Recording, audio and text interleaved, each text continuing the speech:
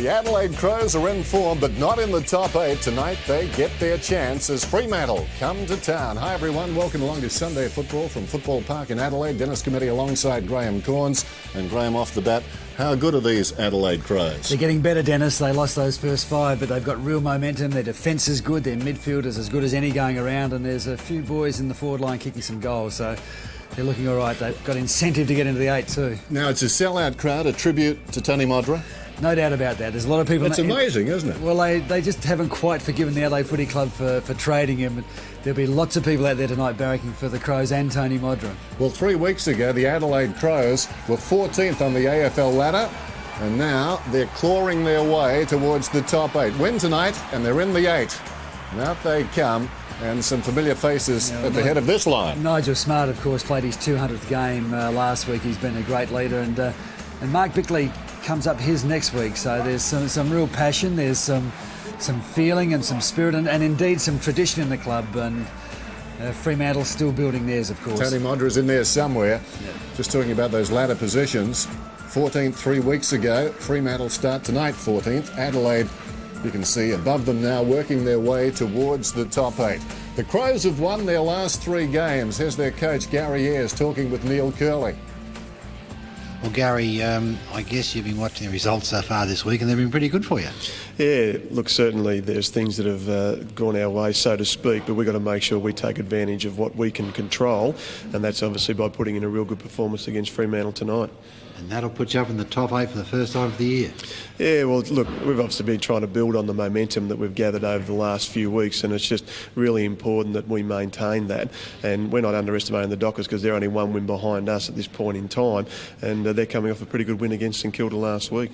As you'll be well aware, they've got 3 guys in the top 35 in clearances, centre clearances. Now, the Crows' centre clearances against Richmond weren't that good. Now, that's a problem.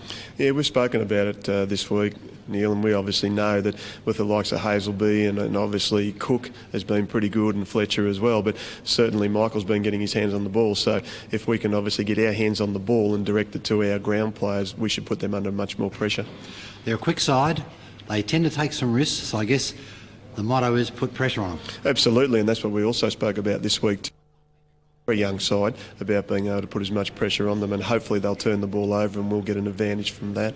You'll be pleased with your 2 ruckmen. They've done very, very well. Yeah, well, they're still learning the game and they've got a long way to go, but their learning curve has probably been put forward a fair bit because of the injuries to our other ruckmen, so we've got to make sure that they really step up tonight again. Going to be a tough one. All the best. Thanks. Back to you, Dennis.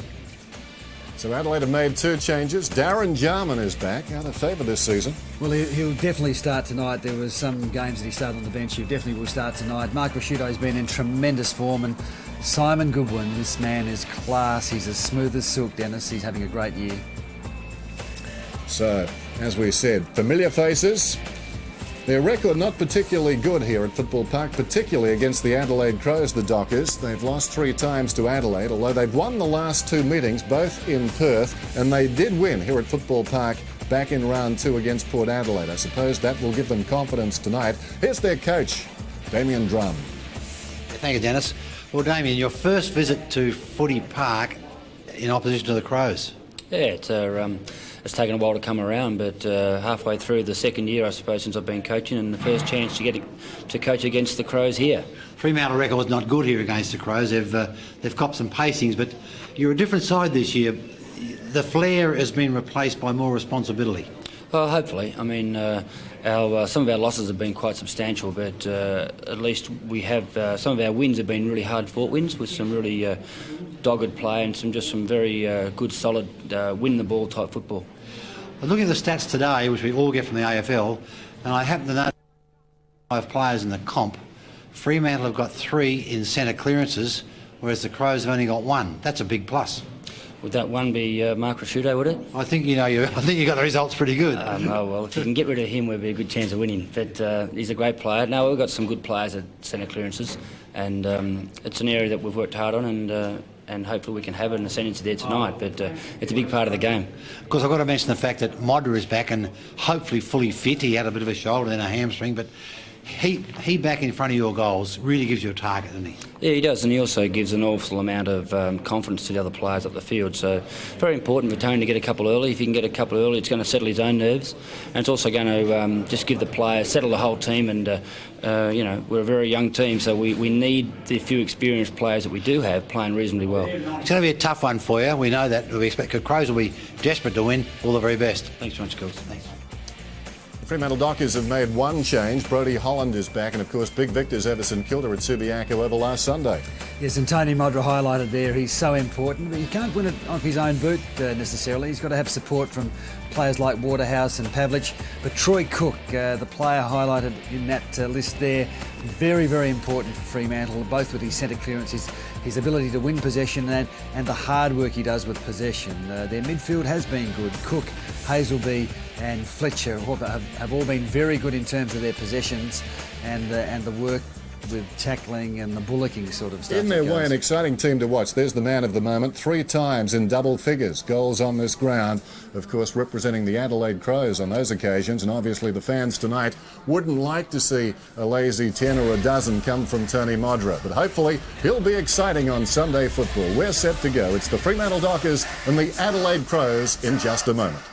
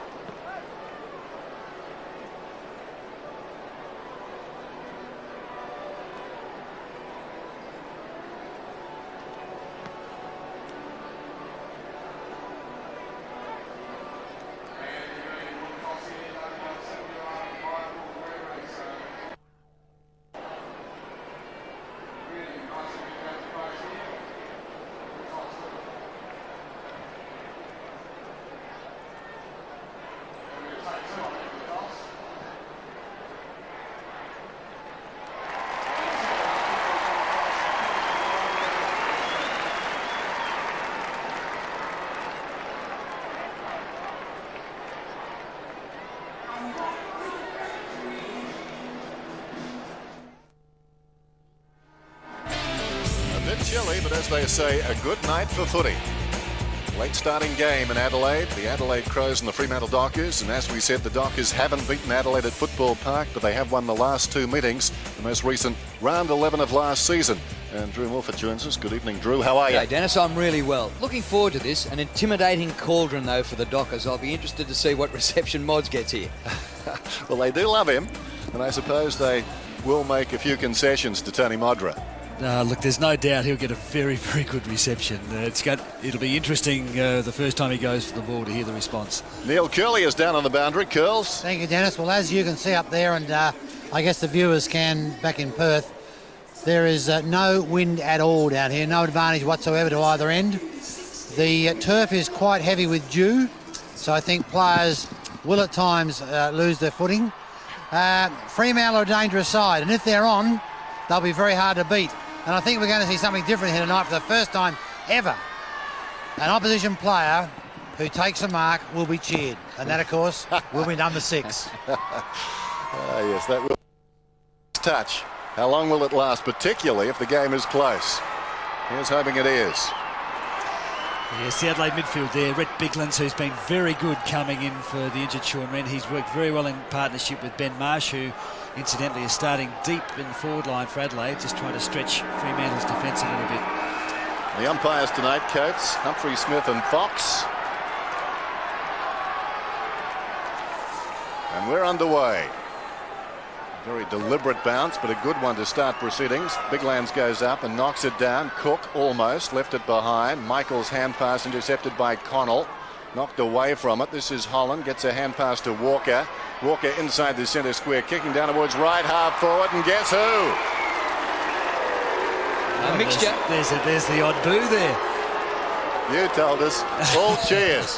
They're Port supporters.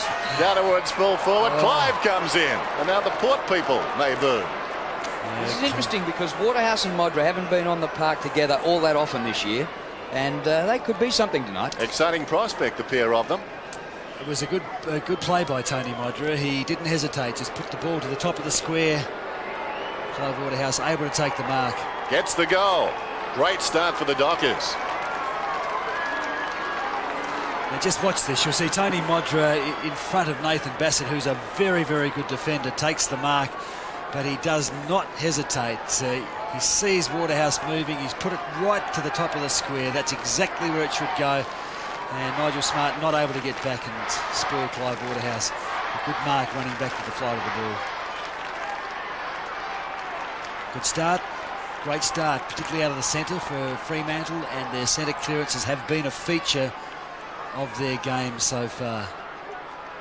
Well, that was a mixed reception at best, I reckon, there for Tony Modra. I reckon when you come here dressed in the Adelaide colours, you forget all about about the bloke who used to be the star. Goodwin goes out of the middle. Good take by Jarman. The hand pass in, and Crowell for goal, kicks it.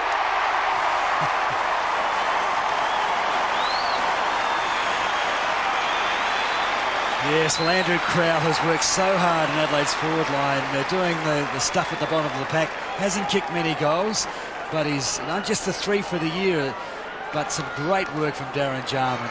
Hits it, controls it, little give inside, and Crowell puts the ball across his boot. Pretty risky kick from there, but it bent back beautifully. He's been a good player for them. Nicely rewarded with a goal. Interesting start. Goal for goal. Very quickly.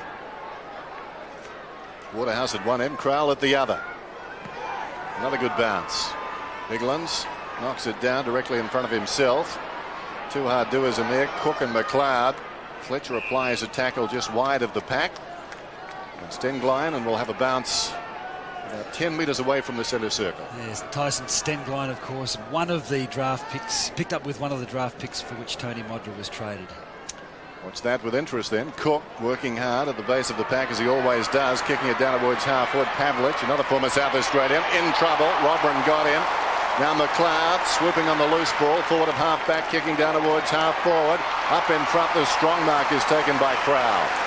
His confidence sky high after that early goal. Kicks inside the 50. McGregor had it punched away by Parker, missed by Edwards. Goodwin hard against the boundary line. Not a bad effort from there, just slides it across the face of behind. Yeah, Simon Goodwin has been so important. He was involved in the movement early in the centre of the ground and runs strongly to half forward. Rhett Bigland's also the ruckman, strongly into attack for Adelaide. Parker's kick in, pinpoint to Clement, up towards centre wing. Bandy covering ground. Good lead mark in between half back and wing. Pops it over the top. Norrish just forward to the centre wing. Had an unbelievable start to the game last week against the Saints. Gets the hand pass in, and off and running Dodd. In short, disappointing. Hart goes short. James, the hand pass in. Robran playing on Pavlich. Half distance pass, missed the target. Crowell has opened up like a rocket. Here he is in midfield. Didn't see the tackler coming. Norrish caught him on the blind side. Play on. Cook's got it. Crowell again. Boy, he's had about 4 touches in 3 minutes. Up to full forward. Jarman caught behind, but gets a bit lucky. Jarman off the left. Oh, how good is this?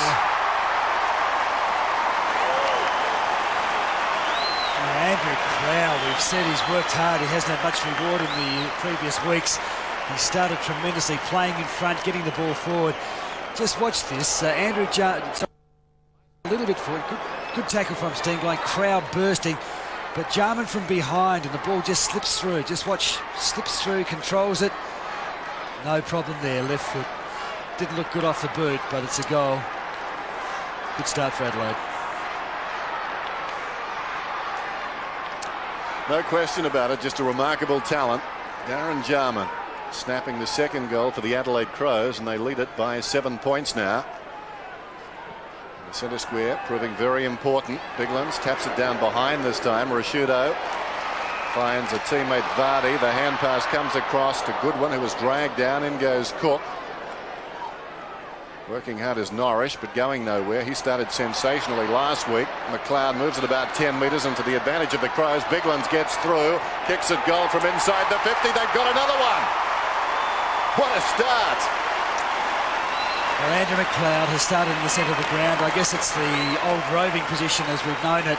He's responsible for the ball going forward. Look, fights off here, just strength, gets through, and Rhett Biglands just powers through this ball. Sees the goals, and he's inside 50. There's no hesitation there. He knows he can reach it. His mobility and his strength. Tremendous replacement for Sean Wren. Great start for Adelaide after that early Fremantle goal. Before you start, boys, so I think the Fremantle boys will have to wake up to Biglands' giant leap. He's leaping all over Michael at this stage. Well, they've got Bandy, of course, they can throw in there. Michael faces Biglands again. Biglands just repeats the previous dose. Back to McLeod. Bouncing to Crowell. Beautiful hand pass. Vardy steers the pass over Jarman. Jarman at the back, almost a mark. Still there for the Crows. It spills through to Edwards.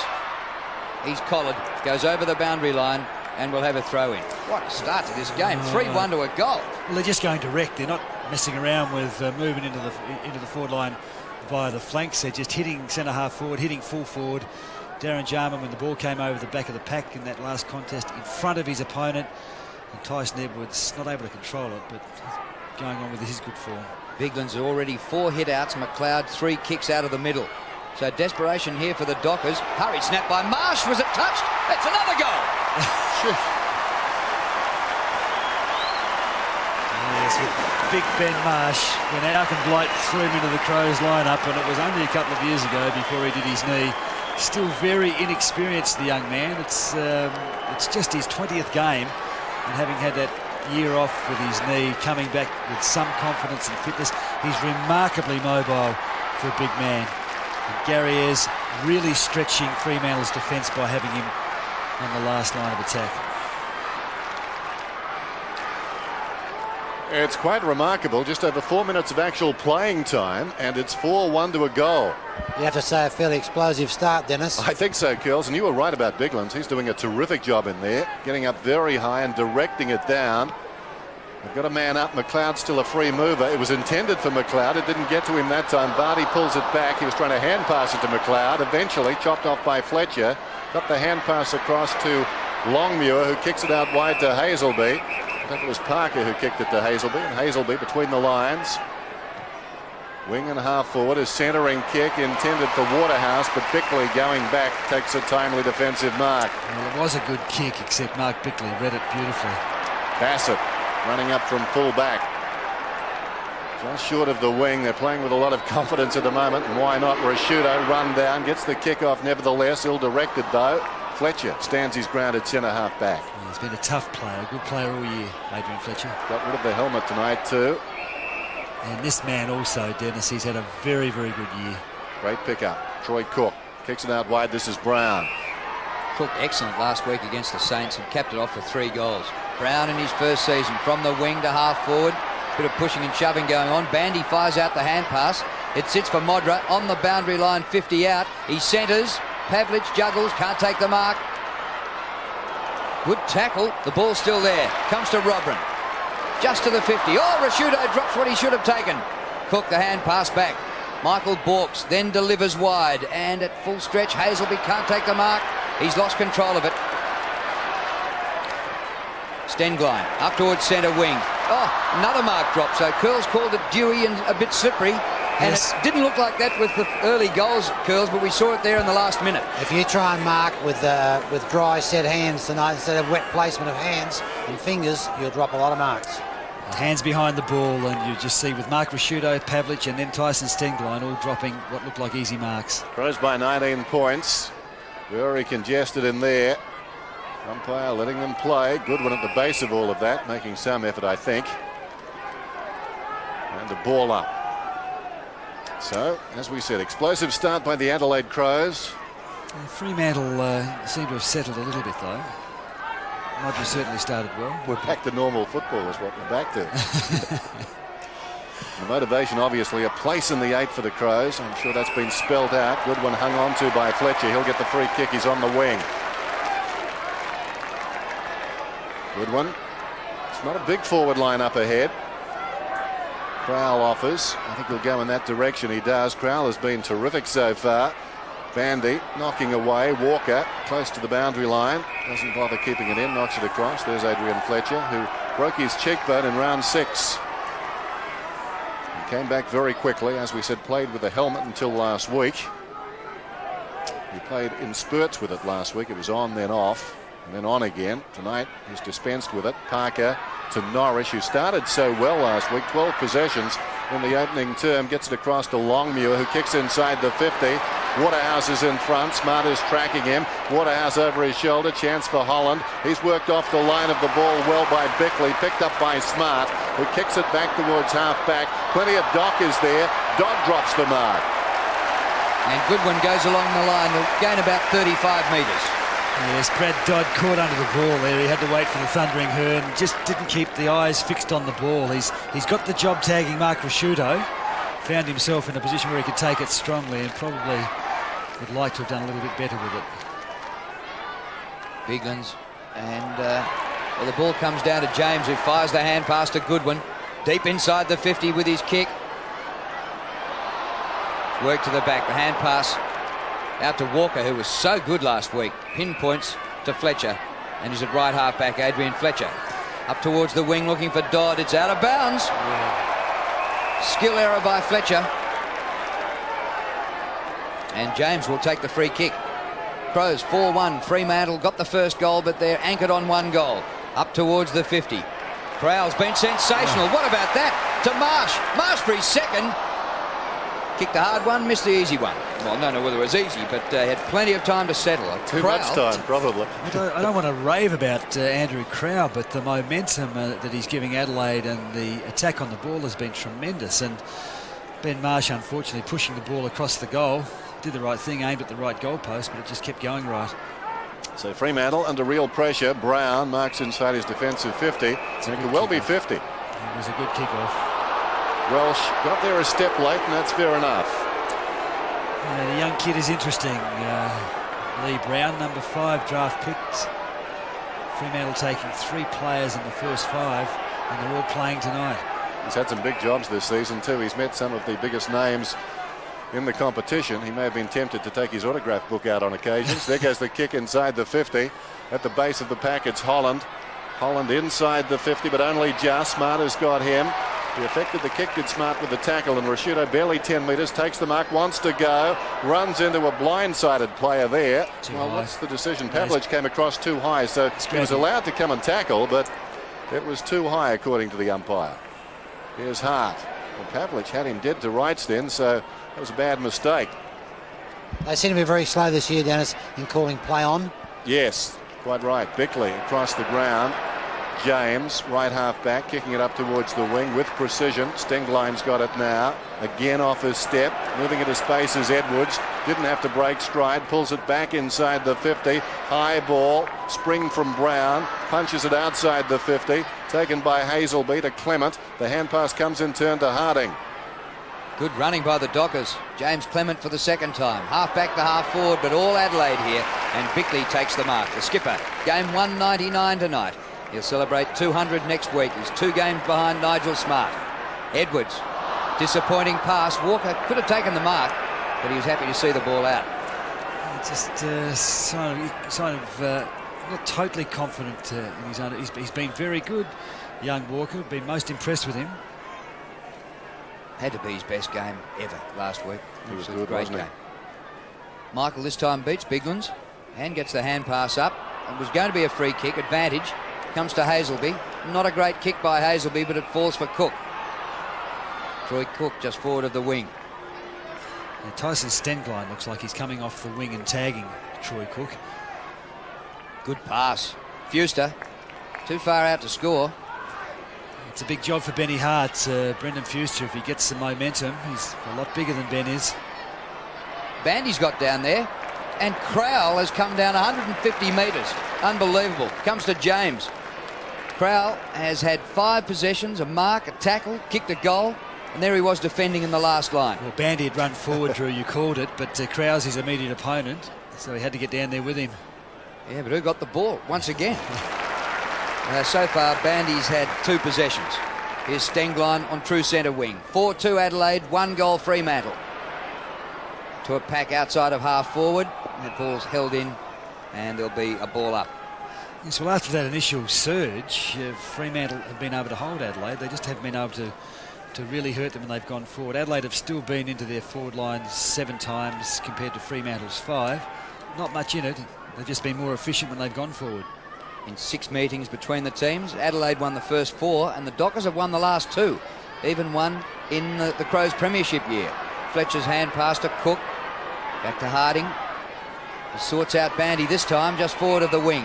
Yes, he's obviously decided to run now, has Bandy. Looking for Modra. He works Bassett off it. Modra going down towards the pocket. Keeps it in, soccer style. That's how he grew up. Terrific, Mods. That's a patented move by Modra. Bickley across the goal face on the outer side. Tyson Edwards, who started very well, confronted out there by Waterhouse, gets the kick away, looking for the boundary line, and that's effective. Nicely done. Nothing to kick to. Good work, Clive Waterhouse. He didn't commit to the tackle. He sat on it. Just have Tony Modry just keeps it in, and Dennis says he's made an art of that kick. He didn't quite get enough boot on it, though, to give it any real momentum. Boundary thrown out his side. Marsh props in front. Michael reaches around and knocks it down. Hazelby did well on his knees. Got it to Fletcher. Fletcher at full tilt. Kicks inside the 50. Fuster up from behind. It was knocked away by the defence. Chance for James in front. At close quarters back to Hart. Sold him into trouble. Bassett more trouble. Upended by Clive Waterhouse. Picked up there by Holland. Going nowhere. Down goes Marsh, but not before. He got the hand pass to Smart. Well worked. And now Edwards again, making that outer side his own. He kicks it long up towards the wing. Crowell is there with Bandy. They wrestle. The ball runs loose. McLeod took a divot. Walker's got plenty of pace. They're both very quick. McLeod works in front. Walker's got him. McLeod knocks at Goldwood. Well played by Vardy. Could have almost been hung on to. Still Vardy. Does a Modra. Back towards the kickoff line. Did Welsh have the ball? Well, he's dispensed with there. Socket off the ground. I think it was Jarman. He's missed to the right, but it's coming back and will be a free kick to Welsh. Yes, Adelaide with some real talent in their forward line, and good work from Vardy and Scotty Welsh. And they let the umpire see he got rid of the ball, and the umpire's sudden then, certainly then on James Clement. Graham, you made a good comment a little while back about Fremantle have steadied. They are holding, but they can't break through this Crows defence. It's been a feature of Adelaide's game, though, the defence. And Welsh kicks another goal, their 5th.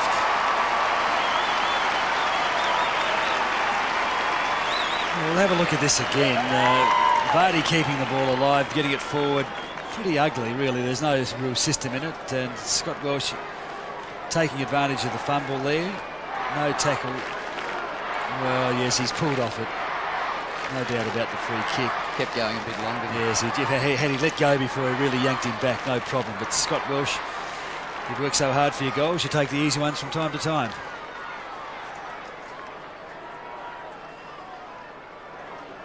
Signs of a pretty good team, Cornsey, when you build your side around defence, but you can kick 5 goals in 18 minutes as well. And the goal kickers come from everywhere these days. And I think the difference when Tony Modra was at Adelaide, they looked for him almost exclusively. Now the goal kicking responsibilities are shared. 5 different goal kickers tonight so far. Bursting out of the middle, Fletcher. The hand pass into Dodd. That's perfect by the Dockers. Modra, almost. He's got a bit of support here. Coops loses control of it.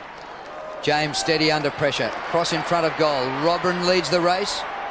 And helped out by Connell. Turning it back into the corridor to Goodwin. Good setup by the Crows. Simon Goodwin's kick towards centre wing. Difficult, slippery ball and out of bounds. Goodness me, it went near Andrew Crowell and he didn't get it. Yeah. Gee, Goodwin's given the Crows a tremendous amount of drive in this left side wing. Well, he's got Adrian Fletcher as his opponent. He's getting a little bit of the ball too. It's going to be a good contest. Boundary throw in at the wing. Marsh double palms the ball to Rashudo. Beautiful play and ruck. Goodwin again off the left. Welsh might have been attacked without the ball. Comes to Parker and over the top to Fletcher, who drops a mark. He had it spent before he got it. The hand pass into Dodd. Dodd's kick. Coops, difficult overhead. Hazelby fighting hard. Great first-year player. Back to Coops. Loses it. Crows are plenty. James, isn't he great with his hands? Into Robrin. And out in the mile in the clear is Edwards. Short kick in. Edwards will get it back from Crowell, another possession. Edwards, 50, 47. Bang! What a great goal!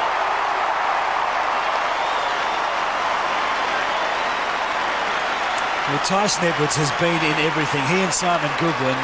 Tyson Edwards has had 7 kicks, taken 4 marks and kicked that goal. But how ironic that Andrew Crowell features in that one with him as well. A little chip over. He found himself miles by himself and no pressure at all. Able to stop, come back inside. He crosses the 50-metre line. And on this ground, to that end, when you cross that line, you know you'll kick the goal or you'll reach the goal. The only question was accuracy. And Tyson Edwards giving Troy Longmuir a bit of a run around, I'd say. Well, not about these Crows. You can almost smell the attitude at the moment. They're running hard. They're enjoying it. Rucks go at it. Marsh this time taps it down. Good one. Hand passes towards Fremantle's goal. Holland goes to ground. Rakes the ball back in. Could have been leg. Slaps it out obligingly from McLeod. And McLeod's away alongside the centre circle. He kicks down towards half forward. Coming up the ground there was Bandy. Couldn't hang on. Connell. Hurried kick. Goes about 15 metres. Parker goes back. Running with the flight of the ball and takes a clever mark. Fellas, let's not forget this is exactly the score last night between West Coast and Port Power. Good on you, Curls. Is that meant to make people in Perth feel better? Here's Longmuir. It was worse, it was raining. Well, it's misty at the moment, isn't it? And slippery out here. Robrin bursting through. Stend line. Marsh. McLeod. Look at him run. McLeod. Well, he was pushed in the back and he must get a free kick. It was good chase by Michael, but advantage is paid in any case. Kick comes in from Welsh and Jarman takes a sliding mark. He's already booted 1 goal and he's marked about 25 metres out. So 29 goals for the season. This time last year he had booted 43. And against the Dockers, he's got a pretty imposing record. He's had 8 and 6 hauls against the Dockers. Oh, it's a deadly combination. Darren Jarman and space into which to move. That would have tested his hamstring too, Graham. I was just going to say, if there was a doubt about his hammies, there's no doubt now. He really stretched then. Well, he knew a goal could be on the end of it. Marvellous kick coming in too from Welsh. And Jarman posts his second.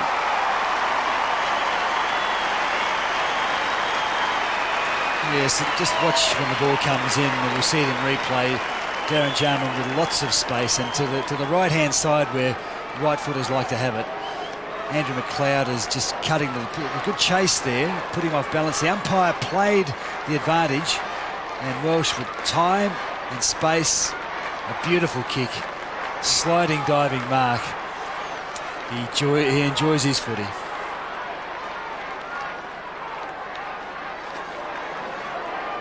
Well, last time these teams met, Fremantle won by 39 points in Perth, and they led by 33 at quarter time. It could be that and more the other way tonight, with the Crows doing all the attacking. Here come the Dockers going forward. Hazelby, brilliant. But he doesn't come out with the ball. James has been just as brilliant. That is 10 possessions now for Brett James. Comes to Vardy. Vardy off the left. Great pass. A juggler by Biglands. Couldn't hold it. Welsh. Run down in the tackle. Puts it to the goal square. Biglands had kept going. And it's rushed through for a minor score. Gee, Tyson Edwards was clever again, wasn't he? That little flick. Yes, the change being made here with Clem Michael coming off. And Brendan Fuster, who'd been interchanged for Stephen Coops. Obviously going to have a run on the ball now. Yeah, it's very hard for Fremantle to get started because the Crows' rucks are completely on top. Well, they have enormous confidence when they play at home, Curls. And they're on the front foot, not the back foot. I've got a Fremantle guy just about sitting on my lap here. It's Brodie Holland. You should know better. Kicked in. Marsh misses it. It falls to Connell. Connell hooks inside the 50. Mistiming his jump down there was Longmuir. He was up and down. And Welsh stepped around him and took the mark on his chest. Or did he slip? I'm not sure whether he thought Well, no, he didn't slip, but he was in two minds about whether, as a backman, he should fly, and he hesitated, and you just cannot hesitate. Well, what a start by the Adelaide Crows. 7-3 to a goal, and we've still got about 4 minutes to play in this opening term. Right behind Welsh, and that splits the middle.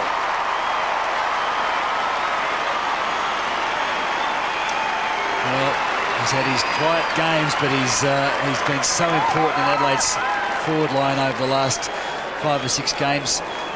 Oh, now 31 goals for the season. Watch the kick come in. Ben Marsh not controlling, but Matt Connell, who'll find the ball anywhere. Now, Troy Longwood, I might give him the benefit of the doubt. He did appear to slip as well, but he definitely wasn't confident enough to be in the air as a defender, not quite knowing where his forward line opponent was, and he's paid the price because his forward line opponent came over and around, took the mark and kicked the goal. See if Fuster can make a change on the ball. Well, Marsh won that one, but the Dockers got hold of it through Fletcher to Norrish. Norrish out of the middle, inside the 50. Oh, good mark, Waterhouse. Very good hands. Just worked his way to the front of the pack, got the hands behind the ball. And Nigel Smart's not easy to jump over. That's an exceptional mark, that take there. Just had his hands behind the ball, Curls, and it didn't slip through. He missed only 1 week with a hamstring. That's often a bit of a test. So will he really stretch it here? 49 metres out. That is a brilliant kick. Well, they've got 2 and he's got both of them. Yes, and he does like coming back to Adelaide. Very, very close to being traded back to Port Adelaide at the start of the year. His father living in Adelaide, his family living in Adelaide, wanted to be back. His father hasn't been all that well. But just watch this. It's a good kick from Norrish. Forward, and Waterhouse works to the front, gets the hand behind it. And this is a beautiful kick. Oh, does it give him some hope? Well, the 2 hamstring victims, Jarman and Waterhouse, 2 goals each in the opening term. I think we'll forget about their injuries. 31 goals for the season now then for Clive Waterhouse. Career high is 6 against Carlton. That was earlier this season. He's off to a fast start. Here's Longmuir, who's had his problems inside the centre square. Kicks well inside the 50. Loose ball at the back. I'm sure it's been touched. That's unbelievable. Or has it? No, it's a goal. Longmuir. Well, that's the way to come back. He's had problems with his opponents in the forward line. It's one of the longest Muirs I've seen. You just watch it. There's no argument from No, Nathan. it wasn't touched. Nowhere near it. Nathan Bassett didn't argue. Mark Bickley was there. He didn't argue, and the ball keeps going and going and going. Nigel Smart knew he wasn't going to get it. Well done, young fella. That's the way to Incredible bounce goal. back. Still only a young man. Well, the Dockers have kicked the last 2. Back in the middle, and Fuster actually getting his hand to it a bit in the middle. So the change might have just started to turn things around a little bit for the Dockers. They're working hard to clear it all. Connell bowled over after he got rid of the kick. It'll be a relayed free kick. The umpire coming in to have a word with Coops, has already been suspended once this year. Be careful, son. Well, it's better to go down with some overt aggression than lie down. Discipline has to come into it, but you have to show some fight too. Edwards has had a brilliant first quarter. Look at the kick. Jarman waits at the back. Crumbs come his way at the front. Dropped it in the tackle. Play on. It spills to Brown. Kick by Brown. Spirals outside the 50. And camped underneath it. The mark taken by Connell. 2 1/4 minutes to quarter time. Good punch out of the pack by Bandy.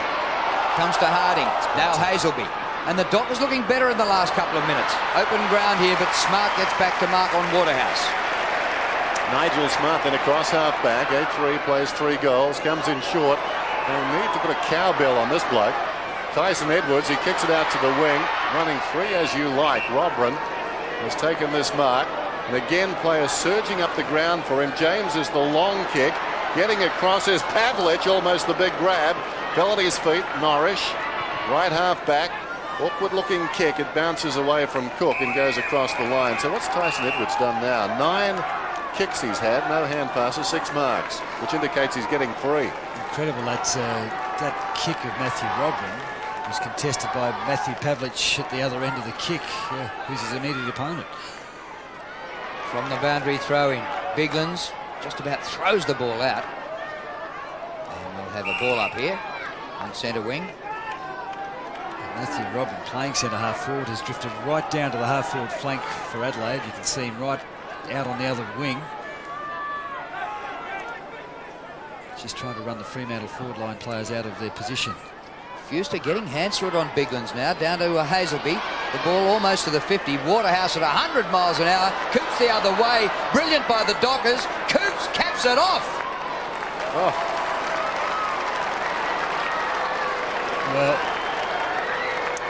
To see this young fella in action is quite pleasing. He missed just about all of last year with a knee injury, having shown some exceptional form, coming back to something like his brilliant best. He has a real touch of class. Watch the pickup. Takes it, balance, sees the goal. Good to see young players doing that. There is something magical about this young fella. I think if his knee stays sound, works hard as well. He's also their leading tackler. Real gutsy effort this by the Fremantle Dockers, but they can't give up on it. It's not good enough.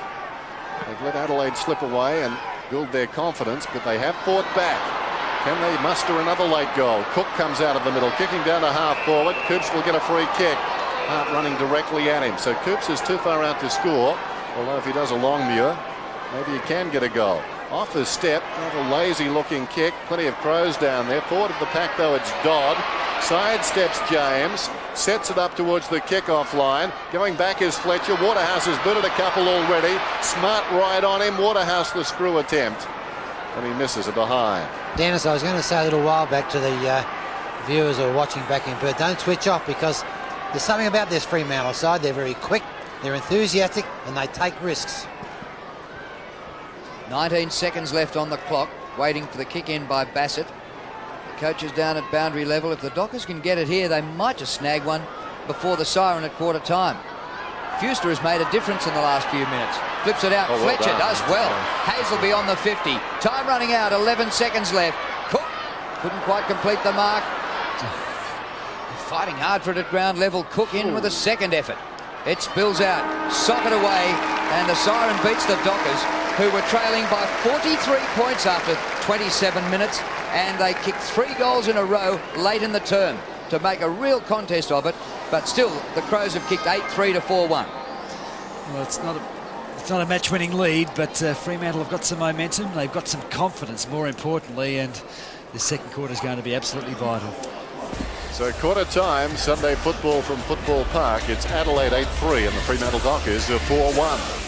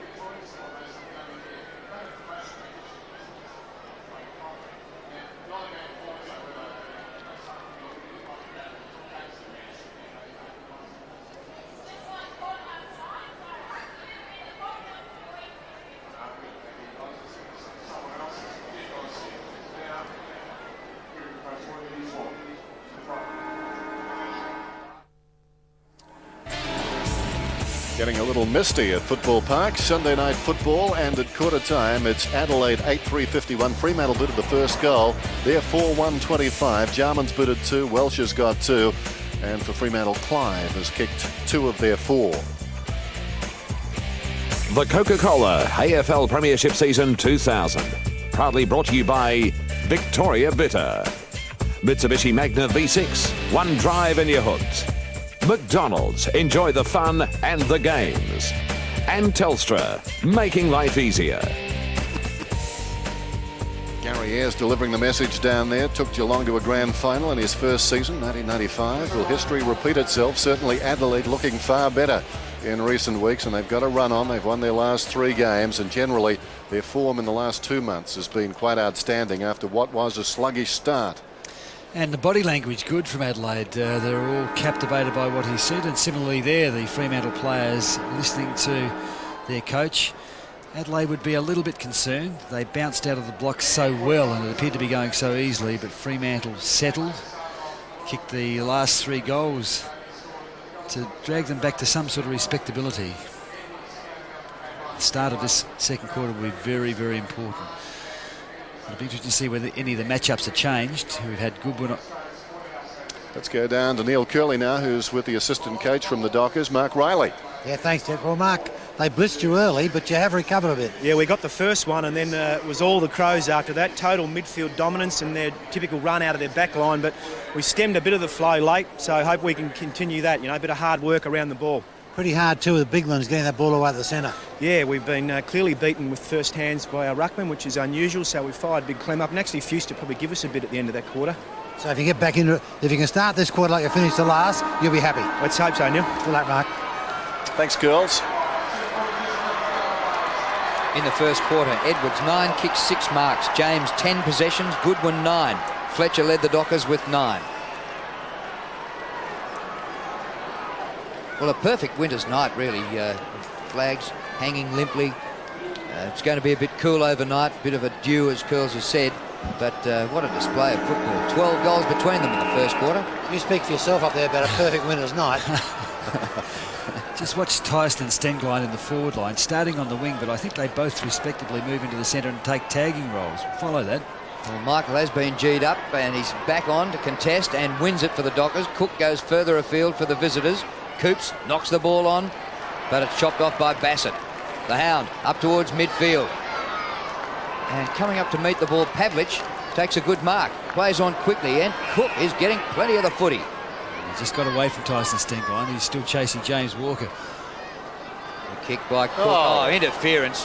Had to be a free kick to Waterhouse, but the whistle didn't blow. Coops in there doing the hard things again.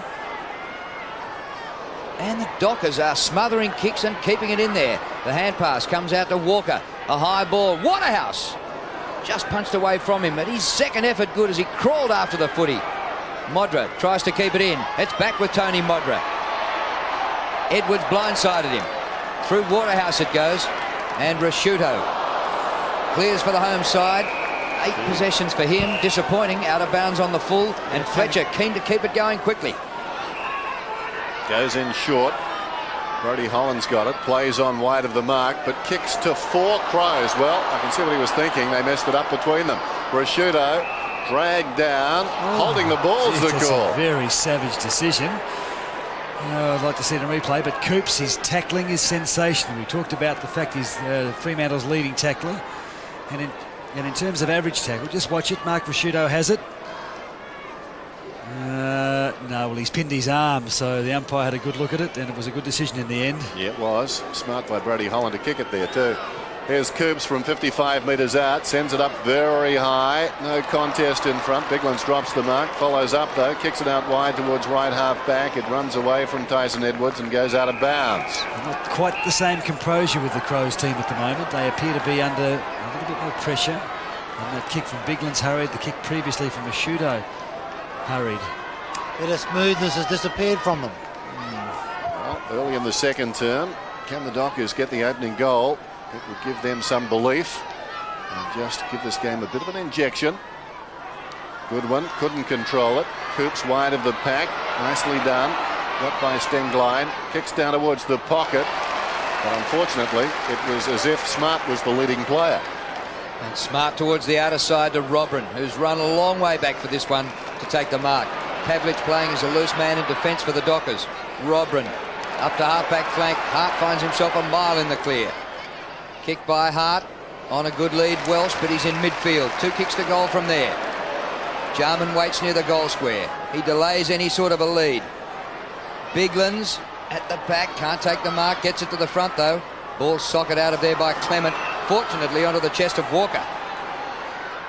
Walker dashes away from McLeod, runs his full measure, kicks to half forward. Waterhouse tests the hammies, and the hammies are okay.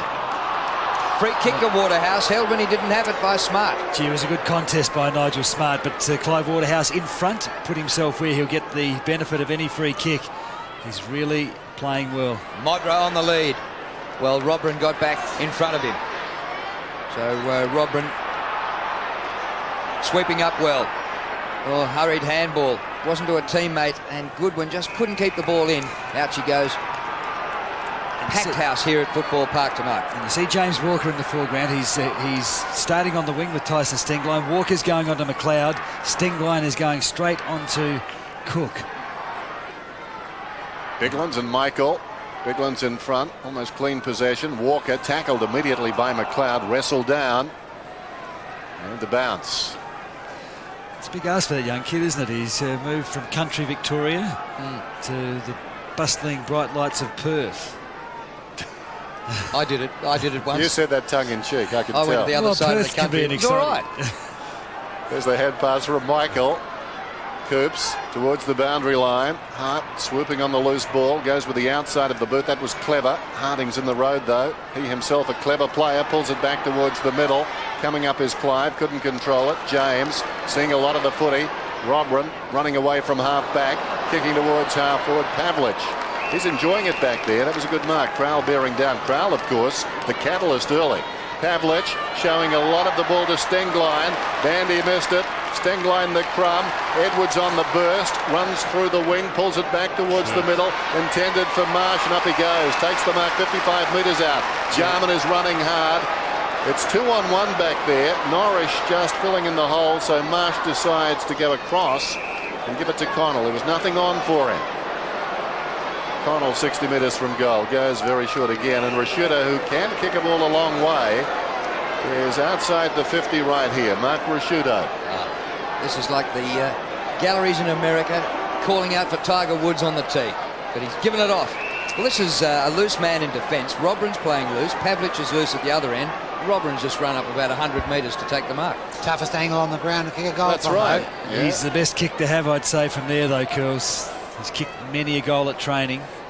Was a strange place to go though, wasn't it, to the uninitiated anyway. You've seen him at training a few times, Cornsey. Right hand post, just watch it. Okay. Starts it well right, doesn't shake right to left though, and goes out of bounds on the full. His right hand goal post, not right hand behind It's post. just like track work, you can't believe it all the time. So get back to defence. And the Dockers getting 3 men coming out of defence. This is way too easy. And the kick finds Parker at centre wing. He had time to drop the mark. Nobody's still within cooey of him. Kick by Parker. Walker wants to keep it in, but over the line it goes. Well, good work. He'd obviously broken James Walker, run strongly, and Andrew McLeod had stayed with him. But they were able to move that ball so quickly because of the switch play from the kick alongside the boundary, from the alongside the hind post. Now, Crows haven't bothered with the bench as yet. All still there. Eccles, McLeod, Costa and McGregor. Down the outer side. James up towards half forward. Through Crowell it goes. Groan from the crowd. Comes to Bandy. Oh, clever. Norrish. Into Longmuir. Kicked a wonderful goal in the first quarter, but had a bit of a fumble that time. Crowell pulled off his hand pass. In goes Harding. Stengline, a hurried kick, a high ball towards the 50. Charging out of Jarman. Oh, a fistful of jumper against Jarman.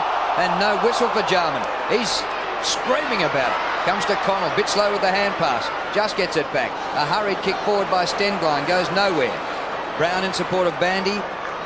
Bandy in possession.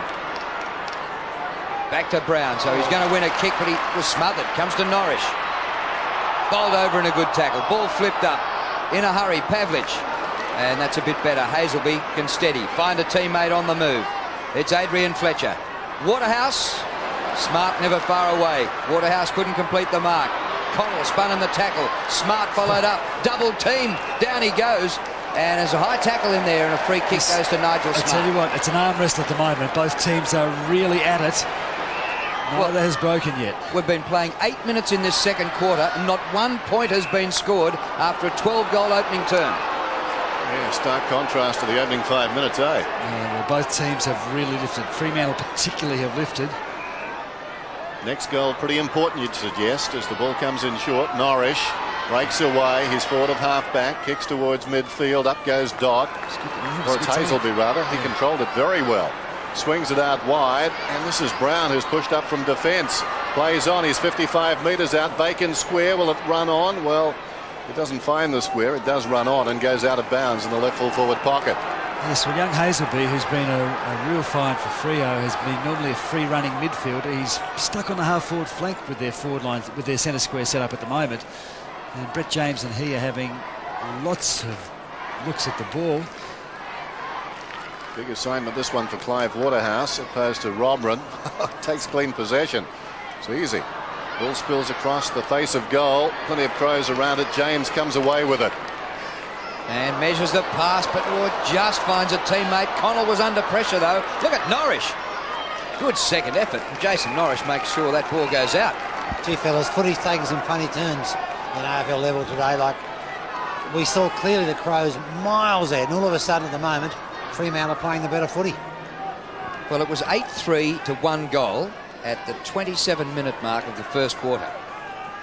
And it's 8-3 to 4-1, and we're nearly 10 minutes into the second. So the Crows have come to complete standstill, and anything can happen from here. That James Hazelby contest is amazing. Now, Hazelby's playing half-forward flank, which can be a footballer's graveyard. He's had 10 possessions. Brett James has had 13. How do we score the fight? Oh, wait and see. Go the distance anyway. Through goes Fletcher. They're really working hard at the foot of packs. Dodd gets the hand pass out to Cook. Cook dodges, gets the hand pass free to Hazelby. Back to Cook. He balks. Unsteady footing on this dewy ground. He's lost control of it. Now Rasciuto's got it. Kick by Mark Rasciuto. Back towards centre wing. Pavlich. Well, Pavlich and Robran are entitled to get a fair bit of the footy in this second term with no opponent. Pavlich to Harding, to the centre of the ground. Adrian Fletcher, best and fairest from last year, draws a man. Bandy. Oh, good running by the Dockers. And this is James Clement from 52 metres, who rockets a mighty kick. Oh! Well, first goal of the season to James Clement, and they've come from everywhere. And they've shaped this beautifully. Ball came from Pavlich, went back to the centre of the ground, and instead of going wide, they've just generated the run through the midfield, and Clement has run deep from defence. He's got a good kick anyway, and when everyone else has not wanted to kick goals or behinds, he's just had a good look and let it go. No stranger to kicking goals, James Clement. A couple of times he's bitted 5 in the AFL, but generally on the forward line. That time a searching run out of defence and a timely goal. They really spent some time trying to get the first goal of the term. Knocked down by Robran.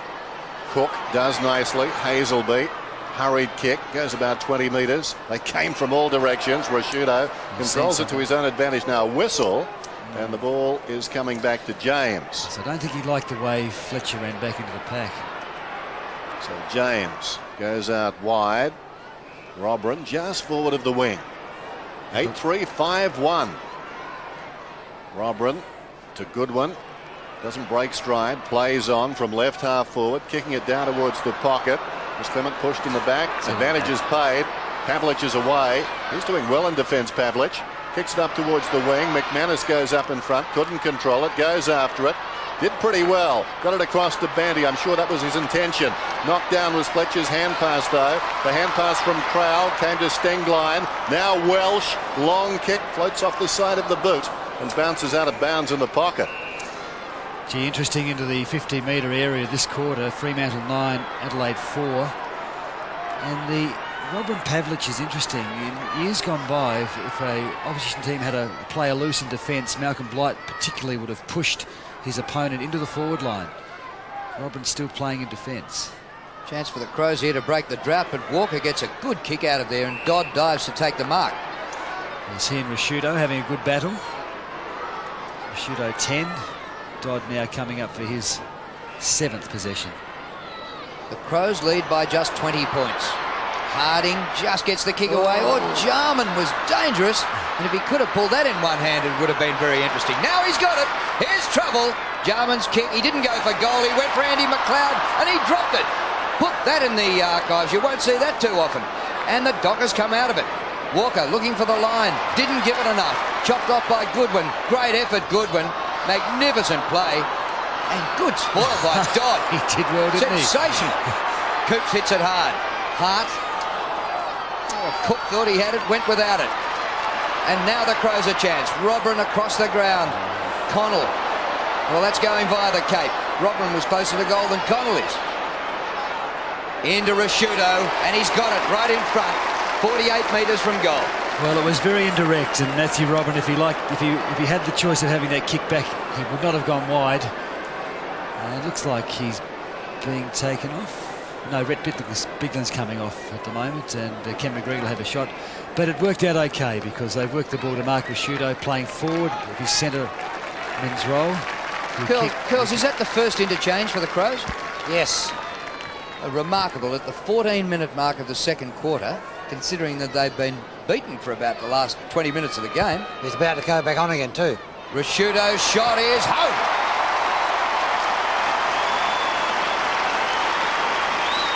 Yes, well, it took a while to get to Mark Rashudo, but the ball is in very good hands, anywhere within 50 with his leg. He does like to kick. Now watch Matthew Robin here, looks upfield, doesn't see anything. Matt Connell running wide for him. The kick's not accurate. Comes back inside, but a nice little kick to the leading Rashudo. And James Walker not able to spoil it. In very good hands. He is having a great year, Mark Rashudo. So the margin is 26 points. Robin's gone onto the ball as the ruckman, and Biglands has gone forward to the forward pocket. Well, with Bigland's off the ground, he's back on now, of course, but with him off the ground, they were very short. This is Edwards running out of the centre square, kicking it wide. Crowell sliding on his knees, takes the mark about 60 metres from goal. The Dockers need to hold here. The short one is on. Edwards has run on. Well played. He's marked inside the 50. Will kick on the 50. 9-3-5-1. Just over 8 minutes from half-time. It's normally a very good kick, Tyson Edwards. In years gone by, his conversion rate has been sensational. 8 goals, 7 coming into this game. Just for the Fremantle viewers, an interesting one with the Robin situation. Pavlik is playing loose in defence, so Robin has gone from centre half back onto the ball and the centre bounces. Here's Edwards. Kicks from on the 50. Is it another long goal? Not quite. Touched right on the line. And there's a man under scrutiny tonight. Well, Cornsey, I reckon Biglands came off, got a word from the coach, and he's gone on to pick up Pavlich. So exactly what you're talking about, how you man up the bloke who's gone loose in defence.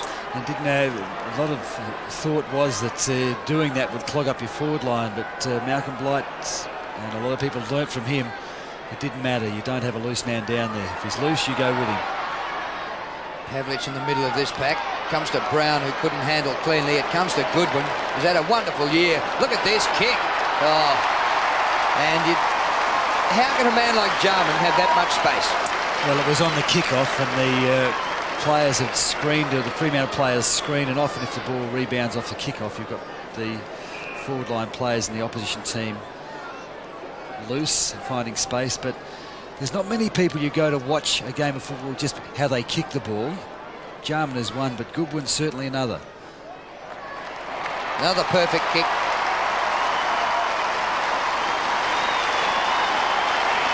He's got 3.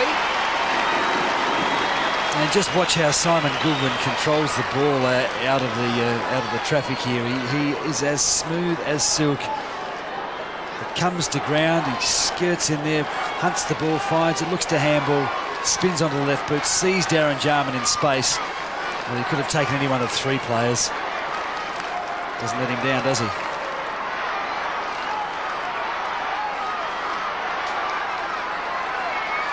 So the Crows just breaking it open ever so slightly. They lead now by 33 points. The Dockers getting the first goal of this term after a lengthy wait. Robran goes up at the second attempt. It's knocked down there by Hazelby. Comes back to Robran. Hand passes across to Connell, who kicks down towards half forward. Pavlich almost the mark. McLeod tries to go through. It's jarred out of there. Crowell did well. Sets up Edwards. He's tackled by Clement. Eventually it comes across to James. Brilliantly done by Jarman on the deck. The bullocking work of Andrew Crowell here is just sensational. The Fremantle players are going with them. They're making a contest, make no mistake about it. It's a quick kick from Matt Connell. Everybody up. Andrew McLeod, tough. Fremantle players bounce on him. Crowell, dash, quick hands. And Darren, watch the hands. When Darren Jarman gets it, watch them. Is it a throw? There's a bit of rugby about that one, wasn't there? Yes. It was a full brother by the same sire. Well, it wasn't a forward pass, was it? Fellas, a strange setup here with the Fremantle boys. They're playing a 4-man forward line. Just trying to give some space, Curls, and run for defence, but it's not working now. Well, after a bit of a comeback by the Dockers, the Crows have certainly steadied with the last 3 goals. Cook over the top. Oh, it's flipped on to Hazelby. Hazelby works it into the forward line deep. Modra tried the soccer shot again, and the ball's out of play. Tony Modra, 1 mark and 4 kicks. Yes, the crowd not quite so sympathetic to him now, I don't think. No. They're starting to get a little bit cocky, the Adelaide crowd. Well, he gave off the first goal of the game to Waterhouse in the opening minute. And it was interesting. A lot of them cheered him, but a lot of them booed. McManus. Well, he tried to hook that round towards the goal square, and that's missed by about 25 metres. Fewster getting ready to come back on. Sean McManus starting the game on the interchange bench. One of the senior members of the side. Michael tries to work it to the back. Bickley's there, the hand pass. Sits well for Connell. Now Rashuto out of the back pocket to half-back flank. Norris is there for the Dockers. Bandy steps. Not bad for a bloke his size. Waterhouse in a bit of a wrestle before the ball arrived. Connell's hand pass, and eventually back to Bickley, and the Crows setting up out of defence. Edwards, what a game he is playing, Tyson Edwards. That is now 8 marks and 13 kicks. Brilliant game. And we're pretty well short of half-time. Still nearly 6 minutes to go to half-time. James buried in a sensational tackle. Oh, Parker just put him about 3 feet under. The kick towards the 50. Front and square is Hazelby. The whistle's gone. It's a free kick to Coops. Advantage? No, it's got to come back to Coops. No, the crowd don't like it, but Benny Hart just had an arm around him as the ball, and the umpire was right there. Just look at this tackle. Well, he's got him. Oh, it's a spear tackle. That's illegal, isn't it? The Rock would be happy with that, wouldn't he? And Coops, so we enjoy watching this young player play. Coops in short, very short. Bootsma has marked closer to goal by about 10 metres, if that. And isn't it great to see this guy playing AFL footy, having spent so long, 27 years of age before he makes his debut. Played so long in the West Star rules. Yes, in an age where youth is everything. Brad Bootsma kicks from right on the 50, and he tugs it to the left. They needed a goal there. Very important. Before that win last week against the Saints, they'd been burnt off by Hawthorn, the Bulldogs and the Kangaroos, the Dockers. And really, if they're going to improve, this is the situation now where they need to stay in the game and come again. They can't simply fall off the pace. 11-4-5-2. Bassett. Mind you, the pace is pretty hot at the moment. The Crows are playing well. That's a great mark. Takes a terrific mark. He did it a couple of weeks ago. Oh, the kick's not good, though. Coughs it up. Connell's got it. Inside his defensive 50. And coming up for kick number 10 here, Matty Connell. Goes very wide to Bickley. And Bickley driving around the outer side. A long kick. Hart running hard. Got the ball on the wing. Kicking inside the 50. So they've moved it from one end to the other without the Dockers touching it. Eventually they get a touch as Clement got a boot to the ball. Vardy hard against the boundary line, pulls it back, needs a spoil. Bootsma did well, knocked it to the ground. Over the ball out there, the Dockers. Down goes Hazelby. Tried to get a kick as he was going down. Emerging with a footy is Crowell. Hart going nowhere. Back to Crowell. He's breaking packs open tonight. Edwards can't control it. Pavlich goes with him and it's out of bounds. Fremantle making a good enough contest. At ground level they are really. Let's have a look. Here's Coops. Up. Hands. 1-2. Controls it. That's why you come to the football, isn't it? It's great for the spectators, but he unfortunately gave it the up. Mark of the day doesn't win you a game of footy when you give it straight up. Straight away he gave it up. Bootsman got an awkward looking kick towards the line and it's out and we'll have a throw in. And that's the difficulty of Fremantle. They're making a great contest, but there's no cleanliness going forward, and Adelaide's defence really on top now of their immediate opponents. I think Bandy's doing a good job on Crowell too now. He's tightened right up in that position.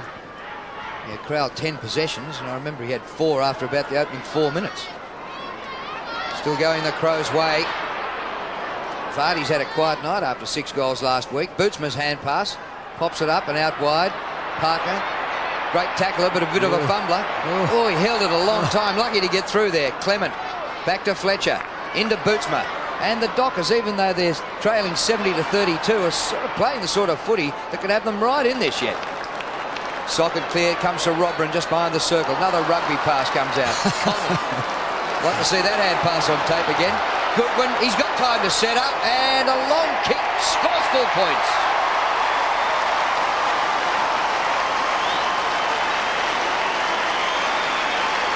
And the difference is the one-on-ones in Adelaide's defence too good. You saw Smart then not allowing Waterhouse to take clean possession, and Matty Robben, watch this kick. Matthew Connell didn't quite control it, but saw Simon Goodwin by himself, and Goodwin with that raking long left foot. He and Mark Rashudo and Tyson Edwards, by far the Crows' good players this year. Gee, it's a classy performance by the Crows. So slick, just moving the ball forward, no matter what. Gale on for Norwich there. Thanks, girls. Robben has to wait for this one. Hooks it down behind McLeod. Gets away. Kicks down towards half forward. Pavlich out of the contest. McGregor did well. Kenny McGregor's been back at Woodville West Torrens for the last few weeks, but he's got great hands. Goes off his step. Wide of the mark, but waiting behind is James. It was intended for Biglands, but James gets the goal. What's the opposite to front and square? Back and round. That's what it was. Back and A-round. Trying to work out whether he's actually dropped into the centre square or not, but no, Brett James, is he trotting back to the half-forward flank, or is he trotting back half-back flank? He's kicked 2 goals though. Now he's taking up position at half-forward, so comes off hands, just crumbs it beautifully.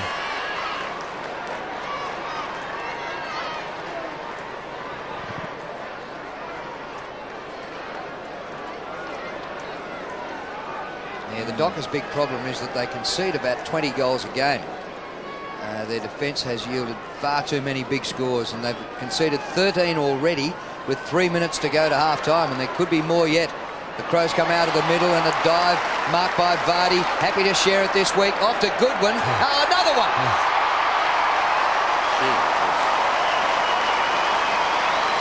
Now, there's a couple of very good pieces of play here. First, you have a quick kick out of the centre, and Peter Vardy, anticipating that, is playing in front of his opponent.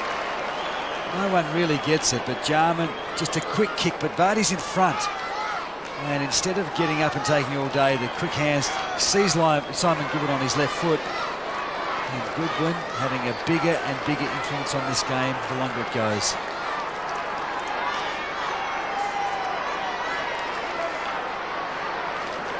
"15 possessions for Simon Goodwin, 2 long-range goals, and the Dockers are reeling. Think back to the start of this term. We went about 9.5 minutes without a goal, without a score. Hazelby had it a long time. Then the Dockers got the first goal. Since then, all one-way traffic. Here's Jarman getting a free kick, kicking towards half-forward, intended for Stenglein. McLeod gets through, then coughs it up in the opposite direction against the flow as Parker kicks it out towards the wing. It takes a good bounce for the Dockers, and they buy some time as it goes out of bounds. Yes, in this quarter, Adelaide had been into their forward line 16 times for 8 goals. Fremantle 13 times for just the 1 goal. So Adelaide's efficiency much better. That really is the story, isn't it? Knocked down in front by Fuster, taken by McLeod. They work it nicely, James, although James's hand pass a little too cocky, so Connell into trouble. Sliding in his heart, taken high by Hazelby. He'll get the free kick. Stephen Coops does like to get in there and lay the tackle, doesn't he? Yeah, he's very aggressive these days. Wasn't always the way. Hart into Robert. And setting up maybe for another one, but it was chopped off by McManus coming from the forward line. And he looks up and there's nobody on the forward line. His only hope is Modra, and Modra dives, drops the mark, and it leaves it there for his opponent Bassett. And they're away and running. Bickley up towards Smart on centre wing. Jarman playing midfield. Back he goes to Rasciuto. What a combination. Jarman up there, Rasciuto up there. Edwards has just had a game and a half. Fantastic. He's had 15 kicks. And here's another one coming up. Connell in the forward pocket. And with 1:14 left on the clock at half-time, they could nearly be 100 by the long break. Well, it seems every week we talk about Matthew Connell's ability to find the ball. He's had a couple of very dark periods in his football career where he's been forced back to West Adelaide. He comes back every time, finds the football. Not always direct and accurate, but he certainly knows where to get it. 40 metres, tight angle, goal.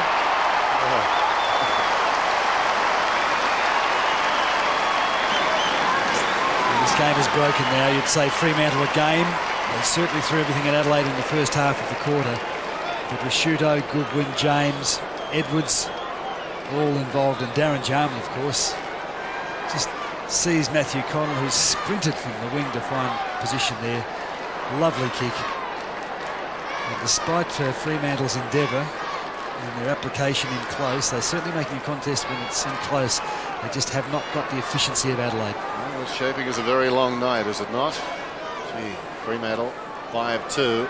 Adelaide 15-4. Irresistible football so far. Graham's right. Fremantle really have thrown themselves into this game willingly, but just can't manufacture anything. The hand pass intercepted by Connell from Fletcher. Kicks inside the 50.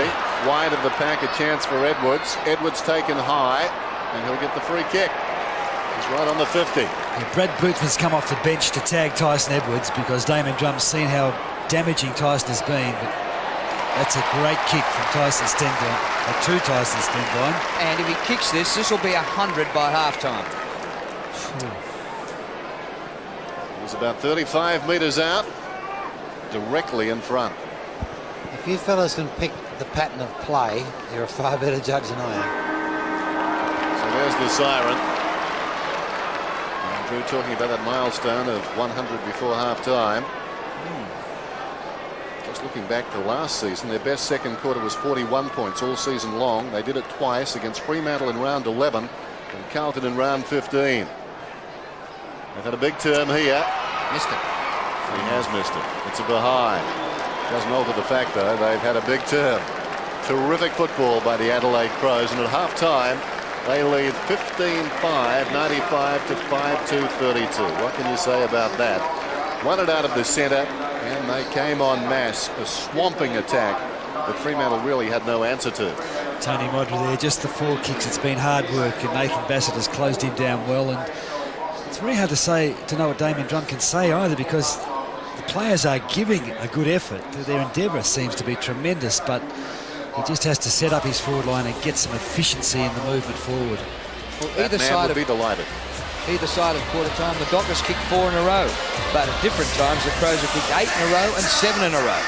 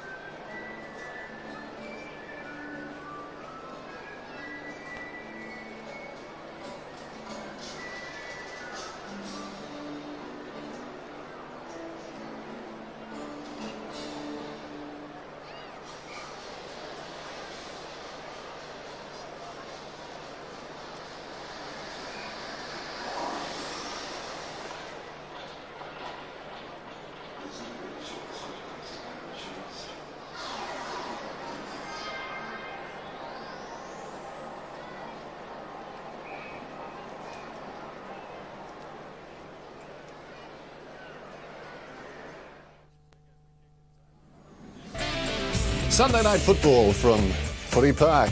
And what a performance by the Adelaide Crows to the major break. They lead by 63 points after they led by 26 at quarter time. Think back a week, Fremantle had held St Kilda to just 1 goal to half time. A week's a long time in football, you've got to say that, Graham. And what about the Crows? I mean, have they played much better than this from what you've seen this season? They've certainly been smoother. There's no doubt that this is a culmination of the last couple of weeks. They've threatened, but they haven't put it together as smoothly as this. And Crow started so well. He set the tone, really, didn't he? Charging in as he did.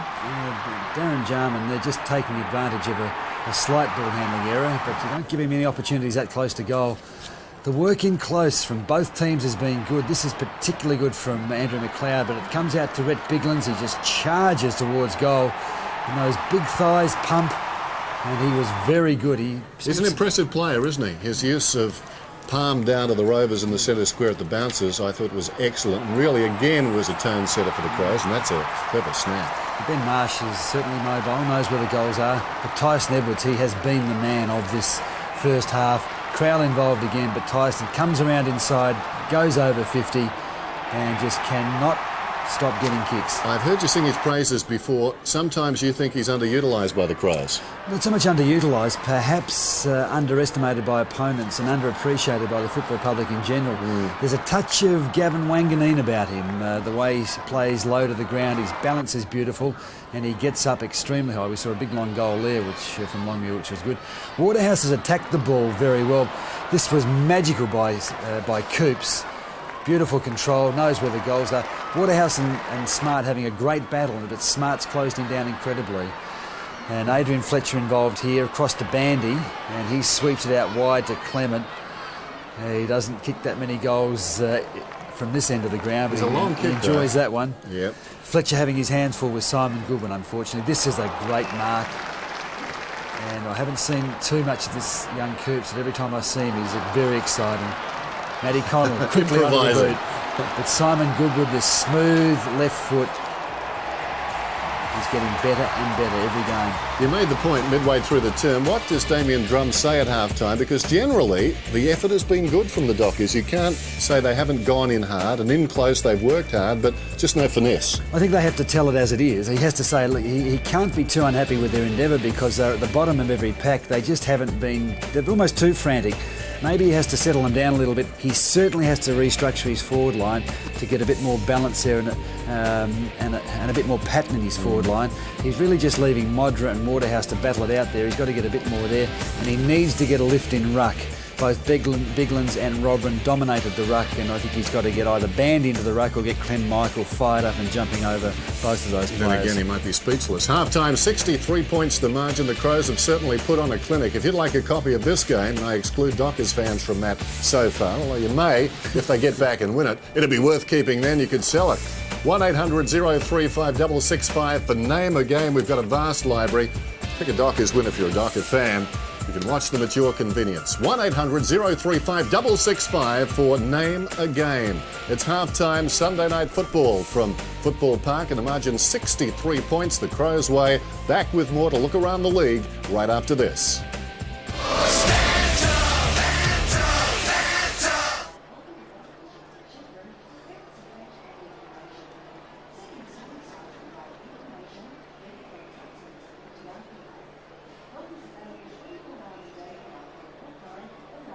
mention that. Oh, well, Matthew Lloyd, yeah, that's fair enough.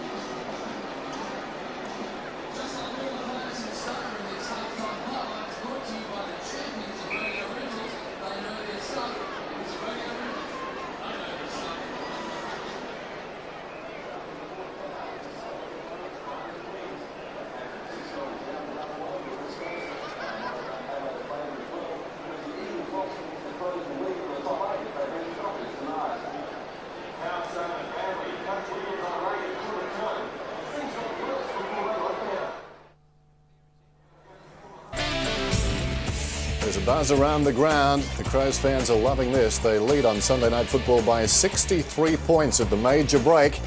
It's cold, but they're pretty warm, I think, with this scoreline. 15-5-95 to 5-2-32. Jarman 3 goals. Waterhouse has got 2 to lead the Dockers. Let's check around the league. And earlier today at the SCG, it was Sydney going against Essendon. The Bombers looking to stay undefeated and make it 14 straight, and they did that, but not without a battle.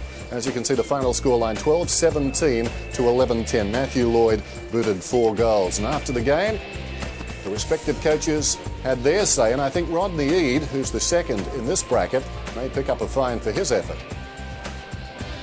I didn't think we went in hard enough today, to be quite honest. And they've been up for a hell of a long time. This side's won 14 games plus 5 NZ Cup. So I'm not going to go sort of too personal on individual poor efforts. I just felt that probably, and we didn't train well during the week. I just said to them, we actually played the way we trained. And I said to them on Friday night, I was really not happy with the training. And then we had a decent meeting at 9 o'clock this morning to sort of try and snap them out of that. But we've got West Coast this week, and it's a big game for us too, because they were beaten on the weekend also. Well, they were in way all day, I thought. You feel sorry for Andrew Shawble, who I thought played very well, and when Denham throws the ball in the second quarter and that Lloyd kicks a goal from the throw, and then Masudi does 34 pirouettes after being tackled and and they get a goal from that as well. I mean, and then the umpire puts a terrific shepherd on Nick's. You just you're fighting against 21 blokes on the ground all the time. Yeah, so there you go. Rodney Eade at the SCG after his side were narrowly defeated by the Bombers. At Optus Oval, Carlton were going for 9 straight this afternoon, and they did that as well. Geelong with some late exclusions, which didn't help them, particularly on their forward line. They lost 15-17 to 15-7. Lance Whitnell booted 6 goals for the Blues, and Ronnie Burns hurt that hamstring again, so bad luck there for the Cats. After the game, the respective coaches. First, David Parkin. I'm very proud of the way that they're working at the moment. I think Carlton people are seeing a side that is playing as close to its potential as anybody in the competition at the moment. Not sure how good we are, but at least we're giving what we have to give, and that's most times quarter by quarter and week by week. And as we've done, we've got the result on most occasions. So I think today was another significant victory in terms of where we were. We weren't playing well. We've converted well in most other games. We couldn't get the thing through the goals, or we had tons of opportunities to put them away, I thought. But in the finish, hung on and converted the ones we had to. I think we can still improve by 25%. I said that before the game. I think we made some improvements today, and I think we're getting better. Even though sometimes you don't get the results by the win, I think we're still getting better. We're working lots of areas that we want to work on, and they're coming through. And I'm sure by the end of the home and away, we're going to be a better side than where we are now. So Carlton improved their record to 11-3. Also this afternoon, another game, not originally scheduled. It was scheduled for Colonial last night. It was played at the MCG, and Hawthorn, big winners, 27 goals 9, 171 over St Kilda, 13-8. And Trent Crowe booted 5 goals for the Hawks. So a big win for Hawthorn, and they improved their record to 7-7. Half-time Sunday night football from Football Park, and it's the Adelaide Crows irresistible tonight so far. They lead it by 63 points. Back with his second half right after this.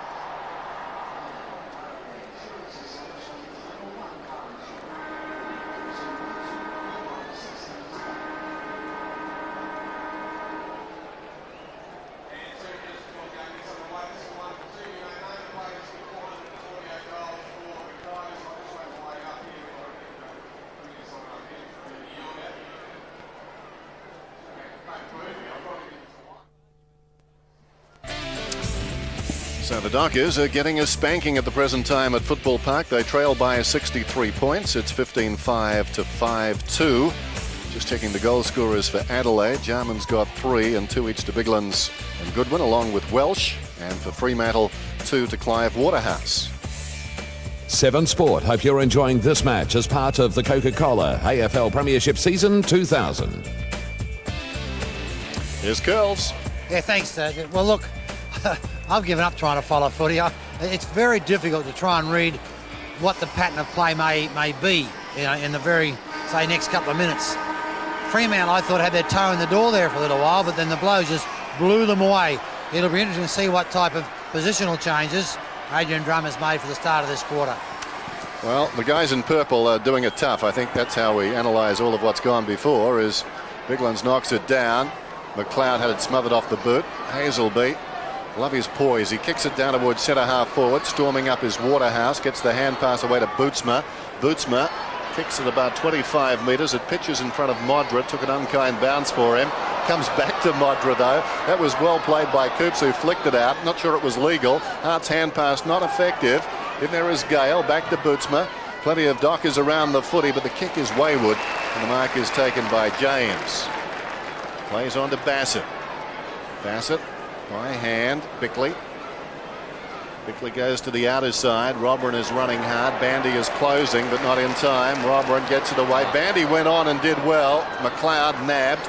Back it came to Robran. Weight of numbers tell the story. Connell just keeps on running. McLeod around the outer side wing. Dockers with the numbers out there. Brown close to the boundary line. And that will do Fremantle. Knocks it across. Yes, I'm just trying to pick up the positional changes from the midfield specifically. Adelaide's bench pretty much the same. Marsh, Costa, O'Loughlin and Andrew Eccles. But it just nourishes in the centre of the ground. But Fletcher is still on Goodwin. Well, the Dockers really have to pull something out in this second half to get back into this contest. There's a free kick. Gee, that's a harsh free kick. Well, it was off the ball. It was a bit silly. I'm not sure it wasn't there. Did he play it to Crowell or Marsh? No, he's played it to Crowell for holding here. Look. Crowell gets rid of the hand pass there. And again, slung afterwards. Slung by Brown. Well, he should have learnt in the first quarter, a free kick similarly given. The ball had gone. You have to release the player in the tackle. Andrew Crowell, an early goal in the first quarter. Lining up for his second after the free kick. 50 metres from goal. Oh, it's a good kick again. It's come back. It's come back beautifully. The crowd weren't too excited when it left the boot, but it swung back beautifully right to left. But he's been so good at centre half forward, just bullocking. This is the way he's played today, bullocking. And Lee Brown's got him. The ball's gone, and he's just in frustration slung him. You can't give away free kicks like that so easily, so close to goals. He's pretty happy, Andrew Crowell. It's his second goal. Sense of deja vu right there. Crowell got the first goal for Adelaide, the second of the game in the first term, from about the same spot. So Michael wins this one down, taken by Fletcher. Fletcher tries to dig it out. Michael's hand pass taken by McLeod, and he's away, runs out of the centre square, just chips it inside the 50. Jarman trying to angle his body and let the ball run on, couldn't, and it goes out of bounds in the left full forward pocket. See, there's very few players playing at this level in today's football that can pull away from a tackling arm like McLeod can. And he's great. And he's a thief. He was surrounded by about 4 Dockers players. He's got so much power in his midriff or his hindquarters curls and so much explosive pace. I got power in mine too, but I can't run that fast. McGregor's hand pass almost chopped off by Clement. Well done by Jarman, trying to get through as Edwards. He comes again, does Edwards, deep in the pocket. Interesting hand pass. With the run of it is Vardy, but he can't keep it in. Well, he didn't get his body down to it, and he took his eyes off it just at the critical stage, Peter Vardy. You'd be disappointed. His form's been very good. He's been a bit more tightly held tonight. Edwards' stats, 17 kicks, 1 hand pass. And that 1 hand pass looked a bit dodgy, but that's the one they credit him with the hand pass. Rashudo outside of his boot. And knocked through by Brown for a rush behind. Well, Mark Rashudo didn't have time to get onto his left. It wasn't the lack of wanting to kick with his left. They're so skillful with the way they bend the ball these days. The midfield for the Dockers, we're getting plenty of it in the first half, even though they're absolutely flogged. Fletcher had 15, Hazelby 15, and Cook 14. Dear me. That's indicative of the way it's going. It'd like to be a simple chess mark. Instead of that, it's on the forward line for the Crows, and they've got another chance here, especially when Goodwin's got it, and he is brilliant off the left, and marked this one down for another one. Oh, touched right on the line. Brown. We talk about deja vu. Well, they've had a crack at they gave that a goal last week. Gee whiz. Oh, dear me, was the goal umpire looking at the ball? That's the critical factor. What do they say? He's in a better spot than we are. Siberia. Yeah, that's what the bloke said last week too. And he went back to some junior competition. Covers a multitude of sins, doesn't it? Parker gained some ground, and that's a very good mark. Pavlich. He's showing some good form, this young Pavlich. He's still so young, people don't realise. 19, he's still only 18. 19 on the 31st of December. Harding facing an avalanche. It's Running on 103 to 32. Pavlich gets it again. Fletcher. Good kick by Pavlich.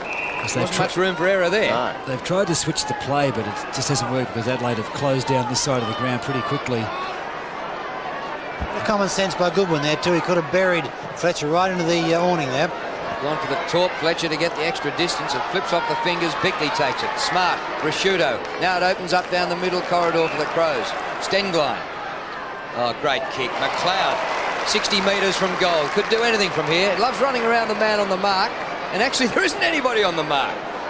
Well, Parker gets back to stand it, and it's disappointing eventually by McLeod. So you build a bloke up, and that's what he does to you. It was good work by Clement, though. Set in the hole. Knew that he had traffic coming behind him. It looks like Gale's gone onto the wing here. Not a good kick. McLeod getting very busy in this term. Goes across and marks in front of Bandy. Just look at his hands, the way he takes that ball. He just has a beautiful way of caressing the ball with his take. Stenglein sold Connell into trouble, but got the hand pass away. James stabs it inside the attacking 50. Jarman couldn't hang on. Clement coming through, left it behind. McGregor didn't appear to have the ball. Parker somehow got it out of there. Pavlich to Harding. Harding's hand pass broader. Came to Walker. Close to the boundary line. Gale. Well done. Heard the voice.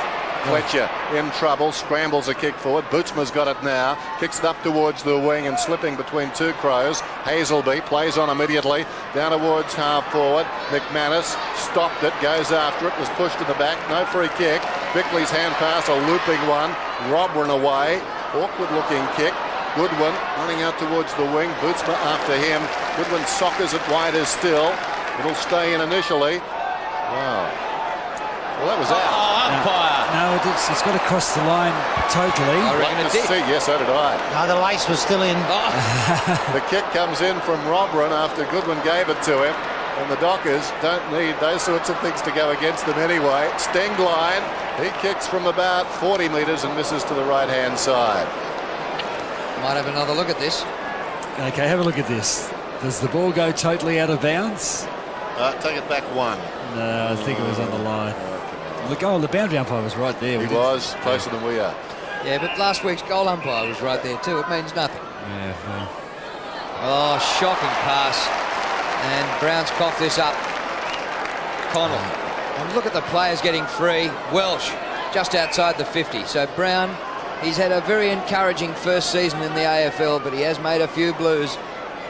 Look, you don't mind Lee Brown making that movement back. It's a risky movement to kick short back to the centre of the ground, but if you're going to get back into a game, you have to get the ball back into the centre corridor at all costs. Occasionally you make mistakes. Kick by Welsh. Right to the goal square. Oh, punched out of the front. James says, thank you very much.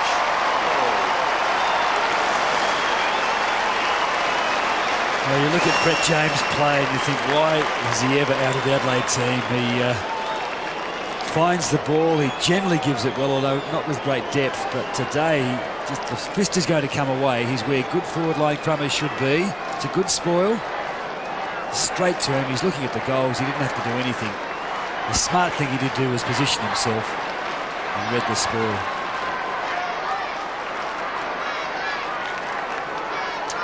And you get the feeling a few teams around the league would be watching this and feeling a little bit nervous. This has been an awesome, powerful display from the Adelaide Crows tonight.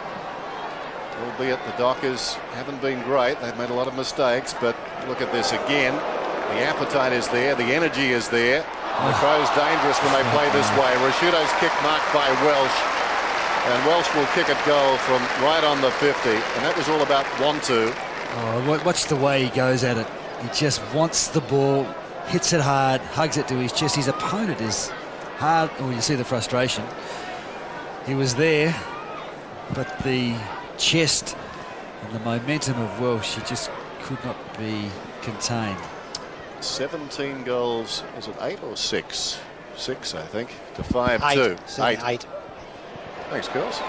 And Welsh has kicked another one. Well, Dennis, it's his 50th game. He's got 3 goals. He's got plenty of time left. He could celebrate number 50 with a very big night yet. Indeed, and whilst he's had a few lean games, he's kicked 33 goals for Adelaide this season, and that makes him Adelaide's leading goal kicker. When he came back from North Melbourne, there was a feeling that he was going to add real bite to Adelaide's forward line. Some people thought he was going to be the spearhead. He hasn't proven to be that, but he's so valuable around the goals, works hard, and definitely knows where they are. Welsh kicked 4 goals last week, and he's got 3 so far this week. McLeod out of the middle, having a brilliant third quarter. Picked up on the burst magnificently by Parker. McManus caught behind. The punch comes to the front of Rashudo, and it's all the Crows wide to Vardy, who had a picnic last week with 6 goals, and tonight so far he is scoreless. But his teammates around him have scored 18 between them. He had 8 kicks for 6 goals last week. Today he's coming in for his 6th kick. This is too far out to score. In fact, he's kicked a shocker. And the mark taken by Pavlich, who's finding a new role tonight back in the back line. Cross to Harding. Kick by Harding, up short of centre wing. Cook. Fletcher's free. And Fletcher gets behind Hart, but runs out of room, and the ball over the boundary line for throw-in. And Fletcher just taking a while to recover there. Did Hart give him one of the ribs, or is it just the running that Fletcher did? Well, he's been chasing Simon Goodwin, and Damien Drum surprisingly has left him on Simon Goodwin. So he's had a hard night. Bickley, hand pass partly knocked down. Oh, picked up by Rashudo, and then the hand pass astray. As we can see the dew on the grass from here, Curls. A bit cool underfoot, is it? Yeah, it's a bit there. Norris off for Dodd then. 116 to 32. Well, before the Dockers win last week against the Saints, they lost to the Hawks by 59, the Dogs by 93, the Kangaroos by 88, and Carlton by 65. So they've had some fathers of hidings this season. Hand pass to Smart. There goes the egg. Beautiful kick to Edwards, who hasn't bothered handballing too much tonight, but his kicking's been great. And here's another one in the direction of Jarman. Edwards gets front and square, almost was going to get it back. He chases hard and runs down Dodd. Dodd tucked up against the pocket, and he just had to get rid of it, and he's given it over, and Connell will bring the Crows forward again. Matty Connell getting so much of the footy, so too this man, and so too most of their teammates, if the truth were known. This is Edwards. He's on the wing. 18-8 to 5-2, a centering kick this one. Plenty of Dockers up, and Waterhouse takes the mark. So he's pushed up. There's long hands in front of the pack. Long arms, sorry, in front of the pack. Either he's having a run on the ball, or he's just come up the ground with his man. Now Parker is getting a free kick. Breaking towards the broadcast side is Hazelby. Will it sit for him? Coming back hard is James. Hazelby and James close to the boundary line. Cook comes across to assist his young teammate. James did well, but weight of numbers told the story. Hazelby kicks down to Modra. Juggled attempt at the mark. Couldn't hang on. Finds it on the ground. Into trouble goes Fletcher. Taken front on by Bickley. It's locked in there and will have a bounce. That tackle snapped his head back, and I reckon he might need a helmet again after that one. Mark Bickley, 2 experienced campaigners there. We saw Fletcher. Bickley playing game number 199, averaging 21 possessions a game this season, and that's up from 18 last year. So he's enjoying his football, it would seem, under Gary Ayres. Bandy goes up. thumps it down towards full forward. Bassett's in the road, kicks it back, and Clyde takes a beauty. It was skillful, but more importantly, it was very courageous. Nathan Bassett is having a really good game against Tony Modra. A bit of brilliance about this boy. Yeah, in a top side, he would be something special. Waterhouse goes for distance. Modra at the back, takes the mark. Well, almost across the line it goes behind. Gee, it was smart too, because he feinted to lead. Bassett went with him and then he ducked back towards the goalpost, and Waterhouse put it long. It was always going to be that. Just didn't hold it. Connell up to Stengline. Waterhouse again makes a real contest against Stengline and makes sure the ball stays on the Dockers forward line. Gets a pat on the head for his trouble. You got this change, boys, coming up? Yeah, McManus has been on the half forward line, and young Holland is where he started. Looks like Mark Bickley will pick him up. You're trailing by 83 points, and you see the effort of Clive Waterhouse there. It's really encouraging for the coach, I'm sure. But another sortie forward is chopped off. Bickley the mark. Smart runs it up the centre corridor. Half back to half forward. Jarman waits. The punch from behind is good by Clement, but they've got the Rovers, the Crows. Stengline. Ball's fed out wide. Biglands gets free. Onto McGregor. A high ball out in a bit of space. Oh, beautifully read, and the hand pass back. And a disappointing finish by Welsh, and the ball is through for a minor score. Welsh, 3 goals, 1. Hey, fellas, would thoughts be going on in the Crows coaching box now about percentage, because their percentage is pretty low. It's under 100. They would need it, wouldn't they? Well, yeah, that's a good point. They have to get it, Kels. The 8th position is going to be decided this year on percentage. Adelaide desperately needs some. Parker kicks off. Biglands looking to work in front. Michael almost the mark. Pavlich had it, lost it. Michael comes again at close quarters to Fletcher. Fletcher towards the middle, and Cook now. He can run. He can go right to the 50 if he wants to. Still he goes, does Cook. Robin in 2 minds. Played it pretty well. Down goes Bandy. Well played by Robin though. Caused the confusion, I think, in Cook's mind, and Adelaide will bring it away. Well played. Bickley comes across to Robin. Fitting he should get the kick here. Well, he's thinking about hand passing. Now he kicks. Going back is Dodd, and Dodd takes the mark. Did well, the young fella. He does panic a bit, Robin, though, in those situations. Cross it comes to Hazelby. He's trying hard. Little chip pass. Cook another chance. This time can go inside the 50. He needs to settle and kick a goal. Oh, he's missed. Well, he's kept battling Troy Cook. He's run strongly forward there, or run forward strongly, but when they so desperately needed the goal and he wasn't under all that much pressure, he's just pushed it to the left. Yeah, he kicked 3 goals last week, and that was his first score tonight and behind. They really wanted a goal, and a lot more to follow. Adelaide just a little bit indecisive at the moment. Just momentum has dropped slightly. Connell straight up the ground, a big pack. Walker at the front. Hand pass back. Dodd. Well, Modra's outnumbered about 3-1. Smart gets a fist of the ball. Cook roving. And Cook's kick is smothered. Comes to Connell, who's at Rashudo. The hand pass astray. Walker bursts through the pack to Cook. 50 out. He has another chance. Not a great kick. Waterhouse outnumbered 3-1. And the Crows defenders just getting back there, making it a nightmare for Modra and Waterhouse. And it's a free kick to Clive Waterhouse. And that is like the roulette spinner coming up with 0. Just watch it. I think it's against Nigel Smart. I'm not sure. It might have been the second guy, because the arm looked to be over the shoulder, but there was really no force in the contact, was there? It's a pretty soft decision one way or the other. But the crowd had a look at it on the replay on the scoreboard and weren't too happy about it. Yeah. Clive Waterhouse coming up for goal number 3. Controversial free. And he got it, Modra clapping. Yes, sometimes it doesn't mean much when they clap it, but Clive, well, he deserves something there. There was 3 Crows players. He had to do something special to win the ball. Simply making the contest gave him the opportunity. Here, well, it's a bit late. Nigel Smart certainly has pushed him. Brett James apparently had an arm briefly over his shoulder. There's a bit going on there. Nigel's letting him know. He's giving him back some.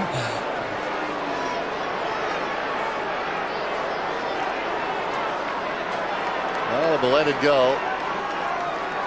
18-9 plays 6-4. Michael and Biglands. Biglands very impressive. Tries to direct it down with the backhand, but coming through is Fletcher. Read it well. Kicks inside the 50. That's better. And Modra takes a very strong mark. Bassett there step for step. But Tony Modra has a chance to kick a goal from 35 metres out. And there is a smattering of generous applause, but that's okay when you're that far in front. Dennis, I think it's the only real pass that's gone into him tonight. Second mark for the night. His first was in the first 30 seconds. Well, he's turned in some wonderful performances on this ground.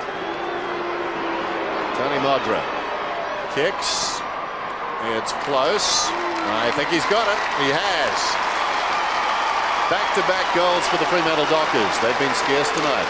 And there's generous applause there. There's the odd boo. I'm not sure where it is, but we saw Crows fans in the crowd there clapping it. Watch the pass. Fletcher's working his way back into the game. The kick is beautiful. The mark is even better. Nathan Bassett gave him everything, was right with him. And it just sneaks into that, inside that right-hand post.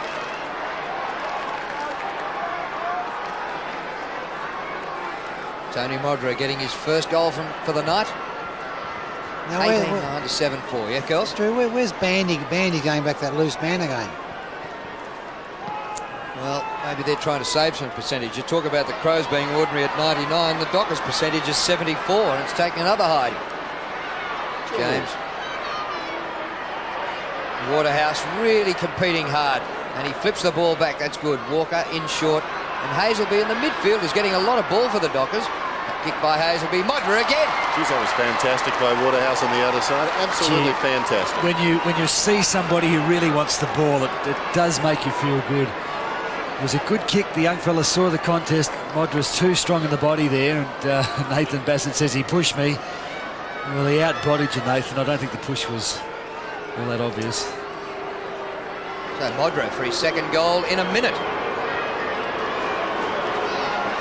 Certain amount of booing here, and it's away to the right and short, and cheers that he missed it.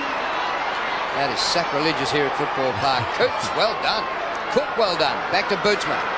Losing ground in possession. They're outside 50 now. Gathered by Longmuir. A centering ball. Waterhouse. Not this time. Oh, Bandy ran into trouble. And Smart somehow finished up with a footy and kicked it 40 metres. Harding. Hurried kick. Now a bit of space here for Pavlich. It's Longmuir. 60 or more metres out from goal. Modra waits. There was interference. Crows free.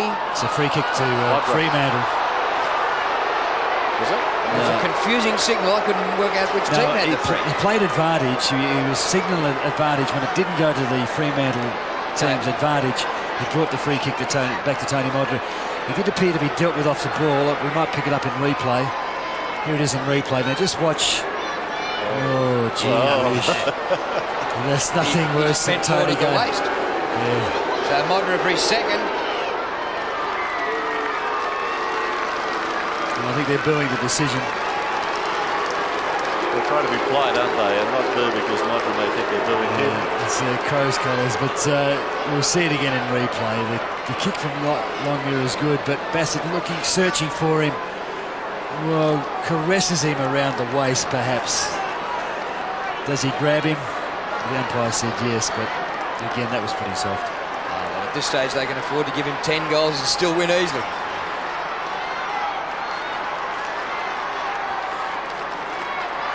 So Tony Modra firing up in this term. They'll take their goals any way they can get them. He booted 4 against the Crows at Subi last season. As we said at the outset, his return home to Football Park tonight. The first time against the Crows on this ground. Goodwin. Away to Connell. He's immediately mugged by about 3 Dockers. Fletcher played it well. Cook's been busy. Not always finishing as well as he would like. He kicks inside the 50. Waterhouse comes to the front of the pack, and a free kick is going to the Dockers again. Well, I tell you what, it was a good contest from Nigel Smart. Is it going to Clive Waterhouse or Troy Longmuir?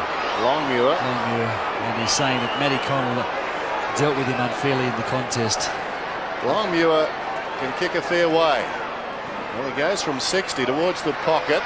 Modra, great mark. Oh, he's on's called the play goal. on. He's called play on. He deserved that one. He didn't get it.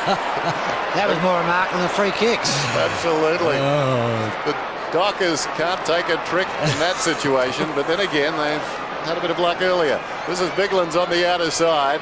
He drives it up towards half forward. Brown, his confidence seems very low at the present time. Crowell, hand passes over his shoulder. McLeod working in a confined space. Vardy knocks it down. Crowell left it behind, picked up by Vardy. Well done, McLeod gets it across to Stengline. Stengline from 35 metres out. Not a good, well, it comes to Rashudo. I thought he was shooting at goal, and I'm sure he was, but Rashudo's finished up with a footy. Well, I think he was shooting at goal, but Mark Rashudo in front. Well, maybe I'm not so sure. He certainly didn't lead for it. But when the ball was hooked, he was in a beautiful position. Behind him. Mark Rashudo then. He's kicked one, he runs around, he hooks it. And what's he done? That's out of bounds on a full. No, it's not, it's a behind. Just. Well, Clement was smart then. Instead of standing on the mark, which would have been alongside the goal. Let's watch this Modric again. Body against Bassett. Hugs it into his chest, takes it to the ground and probably spills it. What do you reckon? I'd give it to him. Well, it was in the back if it wasn't the mark. I just like happy endings. I would give it to him. Yeah. So Bootsma has it on the defensive 50 for the Dockers. Just under 3 minutes to three-quarter time. These are the little lazy periods that creep into the Crows. Well, you're a hard man. The margin's 66 points. It had been 63 at half-time. So if they wanted to build percentage, they haven't in this quarter. Cook at the back, in short for Modric. Oh, Bassett works him off it beautifully to assist James. James, Connell's had a big quarter, coming up for his 8th touch this term. Hand pass went nowhere. And a chance for Holland.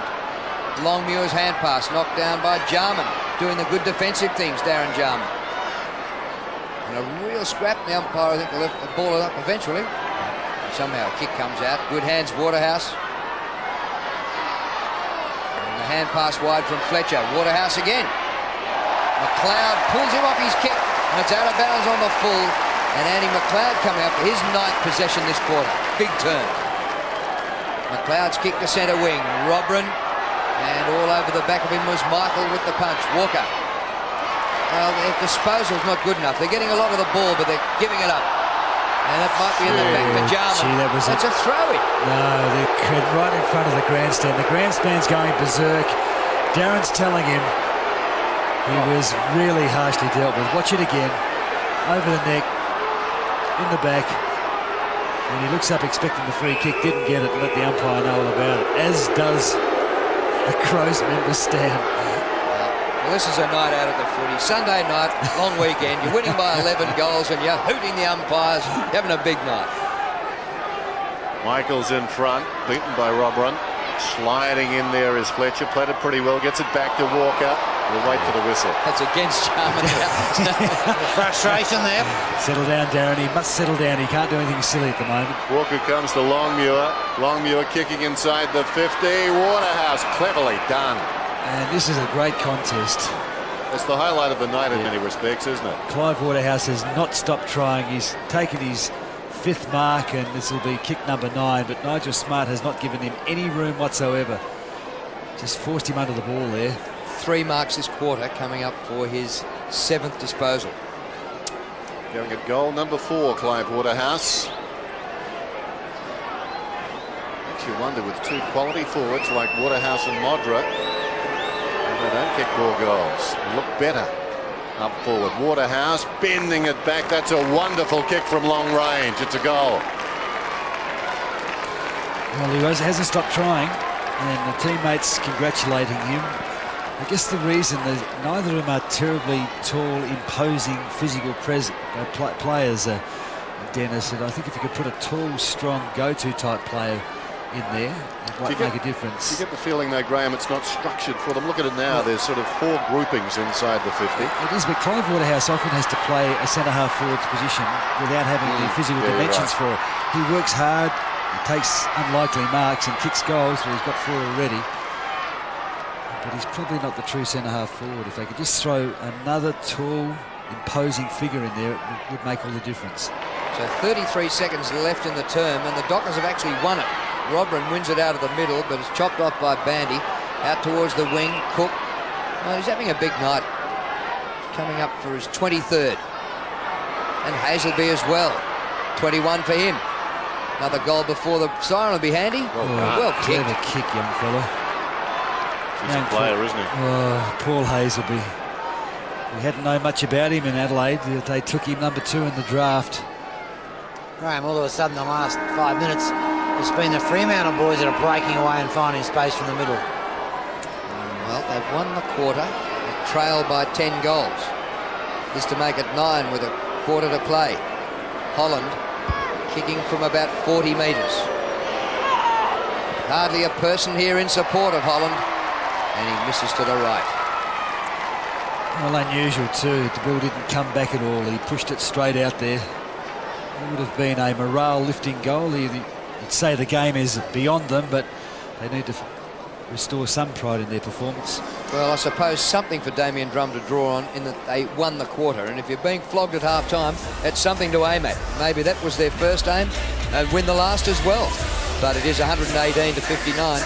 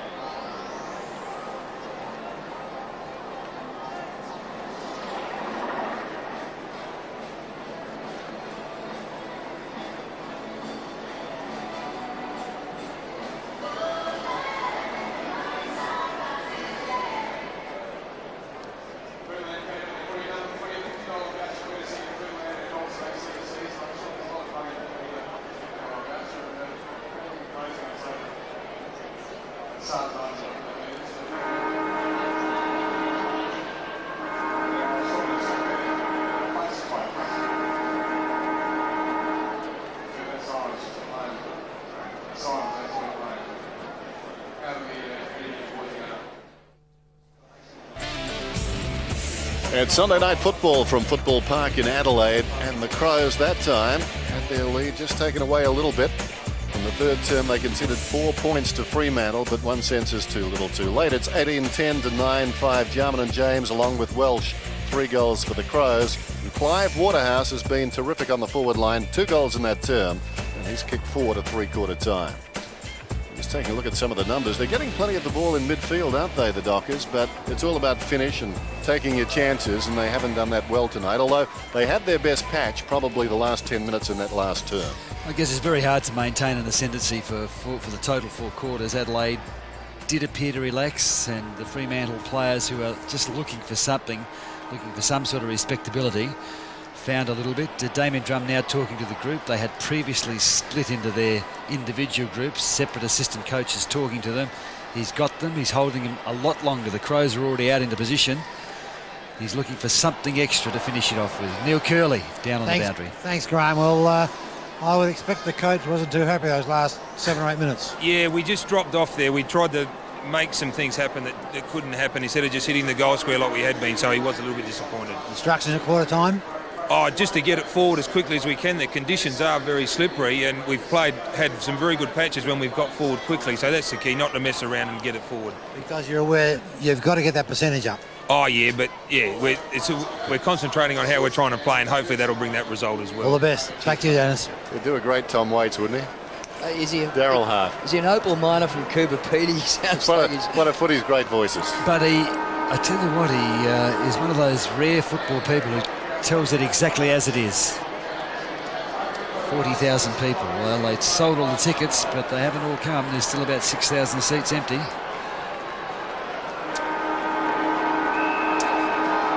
Good snow conditions. A few people go from Adelaide skiing, don't they? Oh, yes, quite a few. But 40,000 is a fantastic crowd. We can see a few spaces out there in the outer, but it's a big attendance for Fremantle as the opposition, coming in 14th on the ladder. And I suppose Tony Modra was one of the large attractions for this game. They definitely wanted to see him, and the crowd still loved him. There's a few people booing them. Andrew Coates, Derek Humphrey-Smith and Richard Fox. Not a bad performance. A few questionable decisions, that's about all. Yes, if you ask Darren Jarman right at this moment, he might say those bugs. Hurried kick by Michael out wide. Bit of a fumble by Bandy, but it's going the Dockers' way.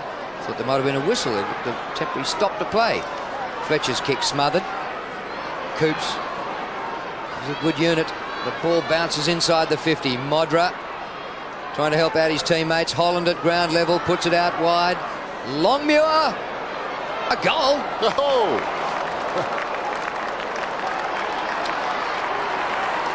Yeah, well done. He's deserved. He had a hard start to the game. He's worked his way back into it. And I tell you what, Fremantle finding something. Again, Clive Waterhouse in there. Tony Modra not taking it cleanly, and Nathan Bassett right alongside him.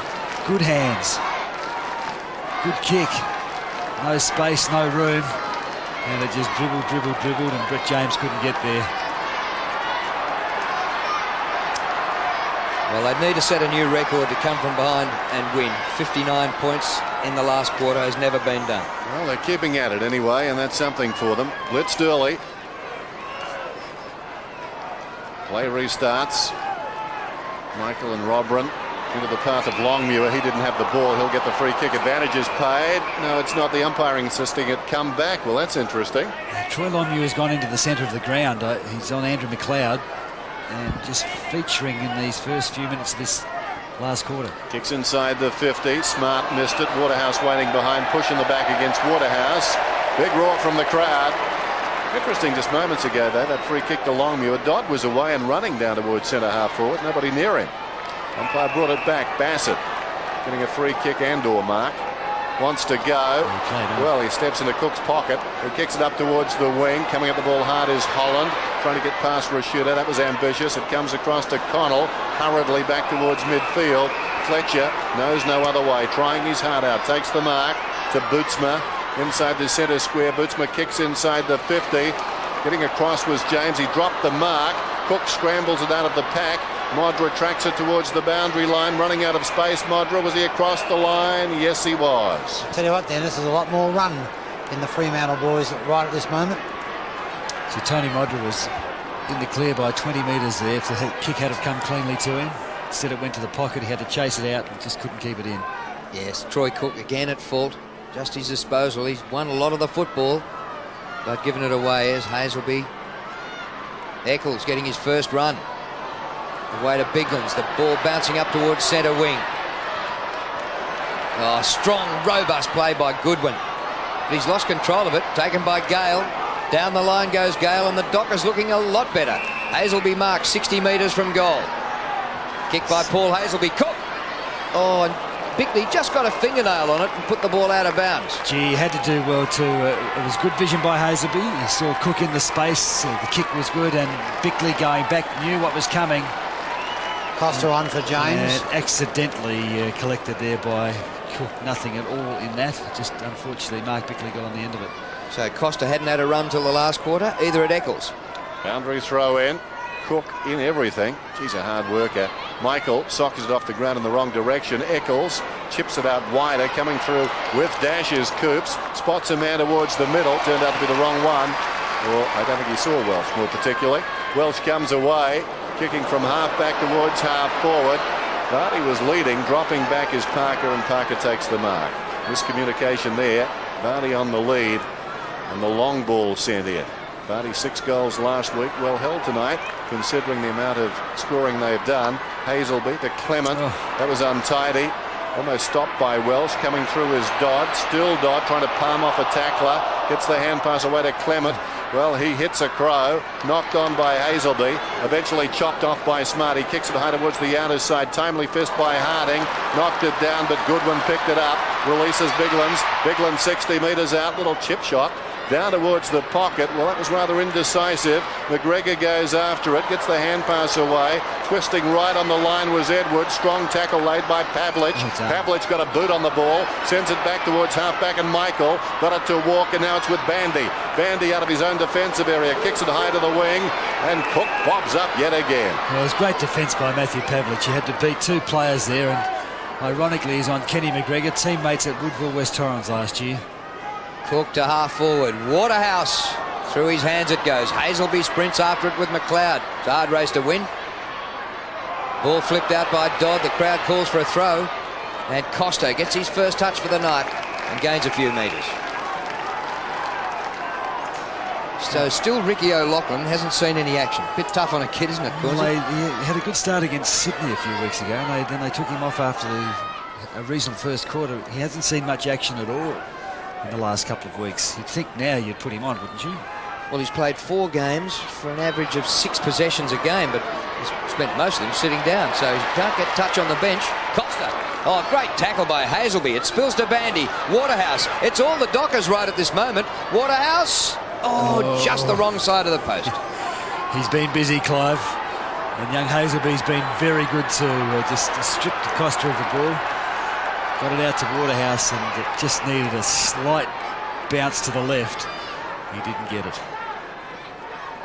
Bassett's kick in. Waterhouse again. He's really trying. Couldn't drag down the mark. Edwards hasn't bothered hand passing too often tonight, but he's had a big night. He had great vision. He had Welsh leading for him, found him beautifully. Back to Goodwin. Goodwin's kick to full forward. Well delivered. Ball gets to the back. McLeod with toe. Kicked it once. Goes again. But the defender got boot to ball, and it's put through for a rush behind by Clement. It's amazing work from Andrew McLeod. He was at half back that kick-off, and there was a couple of long kicks went in there, and he actually got on the end of it in the forward pocket. Fremantle's tightened up on Rashudo too. He's not having much effect on the game at all. 20 possessions for Mark Rashudo. Oh, Dodd needed to take that one. Longmuir, I like the look of this boy. He goes off the ground, gains 50 metres. And from all 4s, Tyson Edwards got a rear hand pass away. That was a beauty. It spills to Longmuir. The hand pass in is good. Here come the Dockers again. Bandy, 65 out, but once again the disposal will kill you. Costa. Well, that short kick is just murder. Bickley over the top to Hart. Down the middle, Rashudo. Very high. Just put it up there and said, mark that. And Welsh almost did. Comes to the front to Vardy. He's gone in a good tackle Crowell eventually to Welsh, concedes some ground to Connell. Whistle gone, off the ball. No, he said Peter Vardy held the ball. It was holding the ball. He was tackled, and it wasn't a long tackle, but as he was tackled, he went to ground. The ball touched the ground. I think it was a pretty fair call. Longmuir on the wing. It was a lingering tackle. Longmuir down towards half forward then. In front Coops. Finds it on the ground. Nicely done. Hazelby. Suddenly a path through. Hazelby runs to 48 metres out. Goes long. I think he's kicked a goal. Well done. Sees the opportunity. Well, it's good work by Coops, who stretches in front of the pack. Doesn't take the mark, controls it. You just watch it. Stretch, controls it. Hazelby scoots around. Kimmy Costa's there, comes back inside him, and all of a sudden it opens up for him, just like the gap in a line, and he sees the goals. He's kept at it, young Hazelby.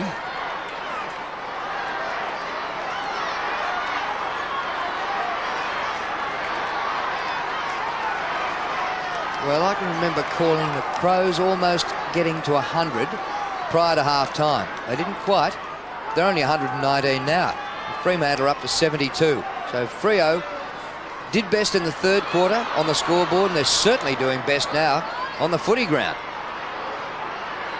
Holland.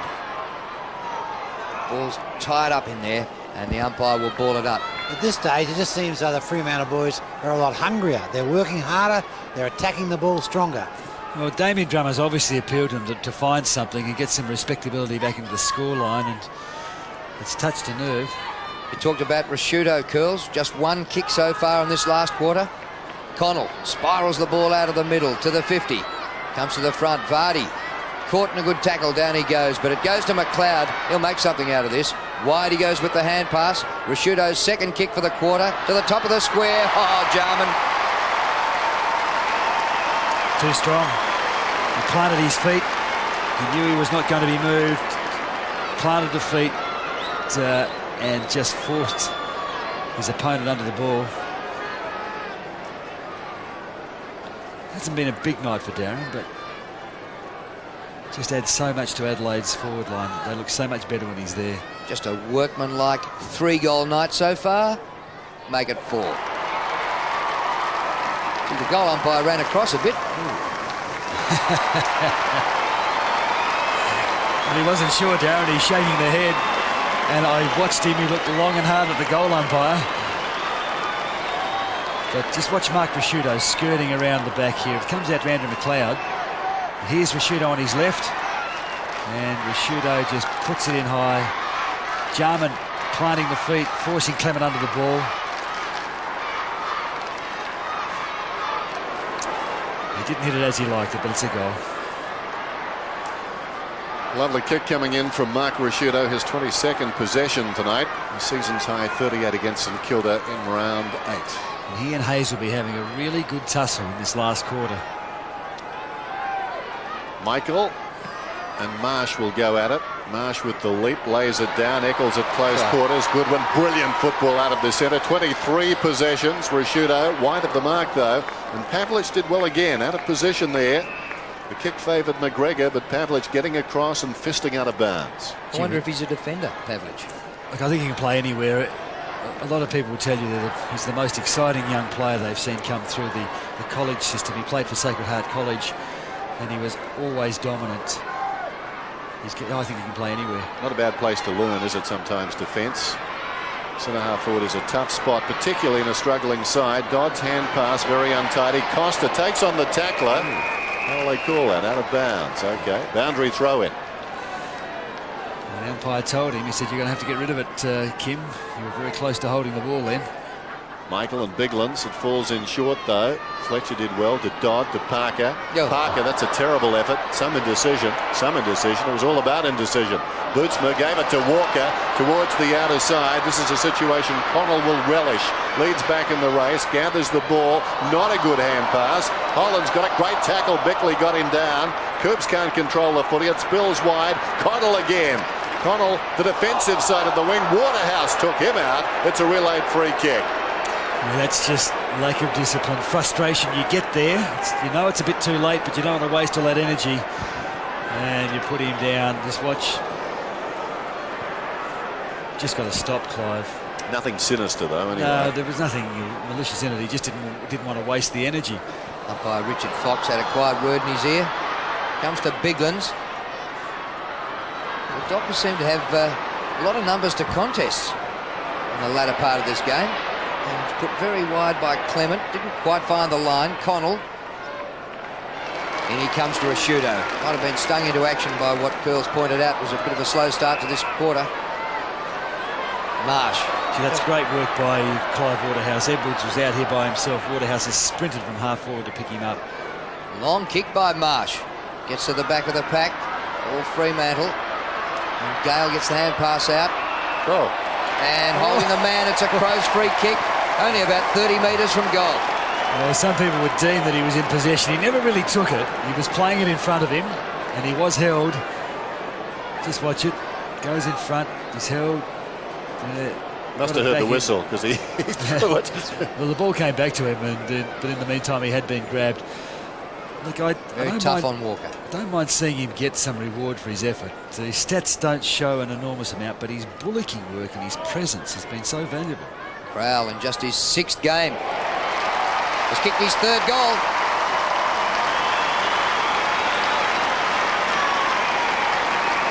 Andrew Crowell. Not young in terms of a rookie. He's be 23 shortly. He's come from Woodville West Home. Plays it in front there, just gets rid of it there. Or does he drop it? How did he get rid of it? Yeah, that's a drop and that's a throw, and yet Walker's been keen for it. You're a hard man, Drew. Reward the effort.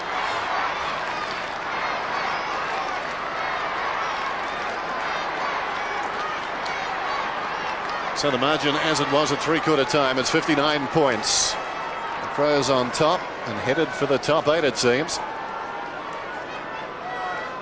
Port Adelaide doing them a favour last night. Up goes Marsh brilliantly again. Asciutto storms away. They've worked some set plays in there very nicely. And now Vardy. One area of the ground where you can really predetermine things and have a plan in place. And when it's worked beautifully. They've come away clean. And now Vardy, who's been well held, will have a shot from just inside the 50. The last 3 centre bounces have been tremendous. Mark Asciutto getting on the end of it. Well, Marsh is almost fresh, isn't he? Hasn't done a lot of it, so now he's jumping right over the top of Michael, who had his hands full with Biglands. Vardy. Can be explosive. That's a lovely kick. Just draws it back. So the Crows have been pricked. This is the textbook clearance from the centre, looking for the forward line player with space in front of him. Ben Marsh, he has been rucking really well. Mark Asciutto on the burst. Vardy leading strongly. Nothing his opponent can do about that. Graham Bandy into ruck for the first contest of the centre bounce tonight. Gee, I'm surprised, Curls. This could be interesting, this one. Well, Michael was getting a nice old stitch up in there. And Bandy is pouring at the ground. Remember the old days of Crackers Keenan? It just looked like it, didn't it? And Bandy is... Oh, no, the umpire took him out of the play. It made the umpire nervous. And it made it easy for Marsh. The kick towards the 50. Oh, I was looking forward to the return of Crackers Keenan there. Holland takes it out on centre wing. Reminded me of a Brahma bull who was pouring the ground. Oh, good Mark Fletcher there. Stood his ground. Ben Hart closed him quickly. 65 points the margin. It had been 63 at half-time, so the Crows haven't really gone on with it. And the Dockers have fought on tenaciously. Modra slightly underneath the ball, and it's going to beat them over the line for a throw-in. He's been forced wide in his lead too many times. Here's the bounce again. Now, this is disgraceful, really. Now, why couldn't that be recalled? No contest there. All he had to beat was Cook. Absolutely should call that back. And here goes Bandy. He missed the last chance in the centre, so he had a chance from the boundary throw-in. They've lost it. Asciutto. The cheers are for Jarman as he comes off the ground. Jarman, he missed a couple of weeks with a hamstring. Tonight, 13 possessions, 4 goals straight. Well played. Yeah, and Gary Ayres not risking him. He's been giving him some time on the bench, but much to the criticism of the Adelaide faithful. Not a bad time to take him off now, though. Now Lachlan getting ready to come on for his first run. Stenglein back on at that stage. Comes to Goodwin. Down the line he goes. And out of bounds, a throw in. We've got 8.5 minutes remaining at Footy Park. The Crows 21-11 to 11-6. The sting has gone out of the game. There was some interest with Fremantle making some sort of a charge. Bandy and Marsh, body to body. Marsh slaps it down. Longmuir, close to the boundary line, goes with the right boot. Coops led in the lead to the ball, but it went wide of him. Wrestling to the ground, Smart and Waterhouse. That's been enthralling.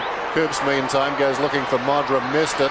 Coming through strongly marked Bickley. Socketed off the ground. Hart is dragged down by Coops. Bickley comes again close to the line. It's out of bounds. Hazelby pleading his case that Bickley simply dived across the line, but you'd be hard-pressed to get that. We've seen it with Waterhouse, and we saw it there again with Coops. You're 11 goals down, and his effort there was really fantastic. Big weekend for Adelaide football. Of course, Port getting up last night in Perth over the West Coast Eagles. Here's Rashudo having a big term. Smart, McLeod, all class storming through the middle. 50-metre kick exactly. Welsh has got it, turns around, runs to 50, goes looking for the lead from Vardy. It's knocked away by the defence. Parker, nice little 1-2 there. Parker storming up the ground. He got it back from Clement initially. Now it's Bootsma coming to Waterhouse, and Waterhouse has got it on the wing. Gee, that was well played by Parker. Just didn't hesitate, just punched it forward, hit the ground running, followed up. He's quick too. Another poor kick. How often have the Dockers won possession and given it up? McLeod back to centre wing for Crowell. He started the game like an absolute rocket. He's kicked 3 goals tonight. His kick to Welsh. Tough one to mark, especially when you're pushed in the back. Yeah, no question about that. Good long lead. Matthew Pavlich not able to get there. Welsh, long kick. Stengline camped there. Oh, had a chance to take the mark right in front. Scooped up at the back. Hurried kick by Vardy. Was just blocked by Parker. And he rushes it through for a behind. Yes, they've run well to defend Fremantle. What they haven't had in their forward line, playing only a 3 or 4 man forward line, they just haven't had crumbing players when it's gone in there. Gale to Dodd. Didn't really draw a man then, Gale. Put Dodd under a bit of pressure. Bandy, hand pass back, and Dodd couldn't take it. And once again, the man receiving the ball was under pressure. Mark Bickley. It's Simon Goodwin, who's had a fantastic game tonight. He's had 19 kicks, 9 handballs, and kicked 2 goals too. When he was in those premiership teams, a lot of us from outside Adelaide hadn't really heard of him, but he's really stepped up this year. Now we know all about him. Marsh, Eccles, O'Loughlin onto the ground and into the action, soccering it down towards half-forward. McGregor strongly tackled by Fuster. It's intriguing about Simon Goodwin. He had not played a game in Melbourne until the Crows started their final series in 1997. His first games in Melbourne were that final series, and he went on to play in the successive grand finals. Nice way to start. Fell at the ruckman's feet. Dodd knocks it through the pack, stolen by Rashudo. Ran into a tough customer there in Cook though, and the ball was jarred out. This is Fuster across half back. Well, sold a teammate into trouble. That was Pavlich, who had to get rid of it quickly. They need to be careful. Bootsma comes away with it and skids it out of bounds. Well, that's what Fuster was trying to do with it initially, or perhaps should have done, but there was no one there. He didn't want to give the ball away, so they kept the ball alive with the running players, but still there was no option. Actually, this is the period of a game where coaches are looking for their teams to really finish off. Either it be Fremantle or the Crows. This is Cook in trouble, falling to the ground, knocked forward by Eccles. Putting his body on the line there was Harding, did well. Comes across to Dodd under pressure, tries to go back to Harding. Pavlich surrounded, tried to kick it, missed it. Eccles taken to the ground, Bootsma exposed. Now it's with Cook, hard against the boundary line, kicks it very high. McLeod stood his ground, aware of everything around him, then ducked the head, comes to the middle and Marsh. Marsh is 65 metres from goal, takes on the tackler, now he's gone! Surely. Put the whistle to the mouth. He did. That was about 2.5 revolutions right there. Costa's got it, pulls it around the corner, and the mark is taken by Fuster. And if we talk about the confidence in Adelaide's football this weekend, with Port and Adelaide winning, it's been a down weekend as far as the Perth teams have been concerned. They need to hastily convene a Western Derby, maybe next weekend. I was waiting for you to bring that up. The soccer must have been a big setback. Oh, don't mention that either. Bad day for the Purples. Yes. Fuster to the opposite pocket and Pavlich 3-0 up.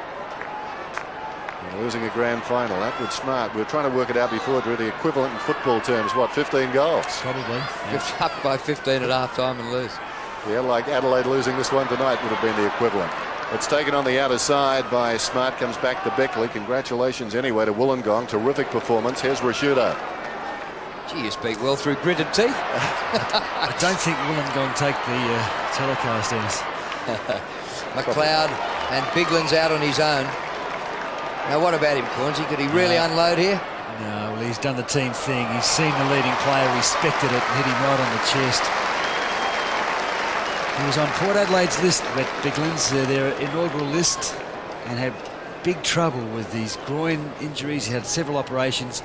Had a good season last year with Woodville West Torrens. Played in the South Australian state team against the VFL on the MCG and hasn't looked back. Adelaide drafted him, and he has been a real find. His mother, Pauline, works in the Crows admin office. She's delighted to see him playing for the Crows. It's deep background, isn't it, eh? That's great. Now, Scott Welsh to really celebrate his 50th game with 4 goals. Well done. That's icing on that cake.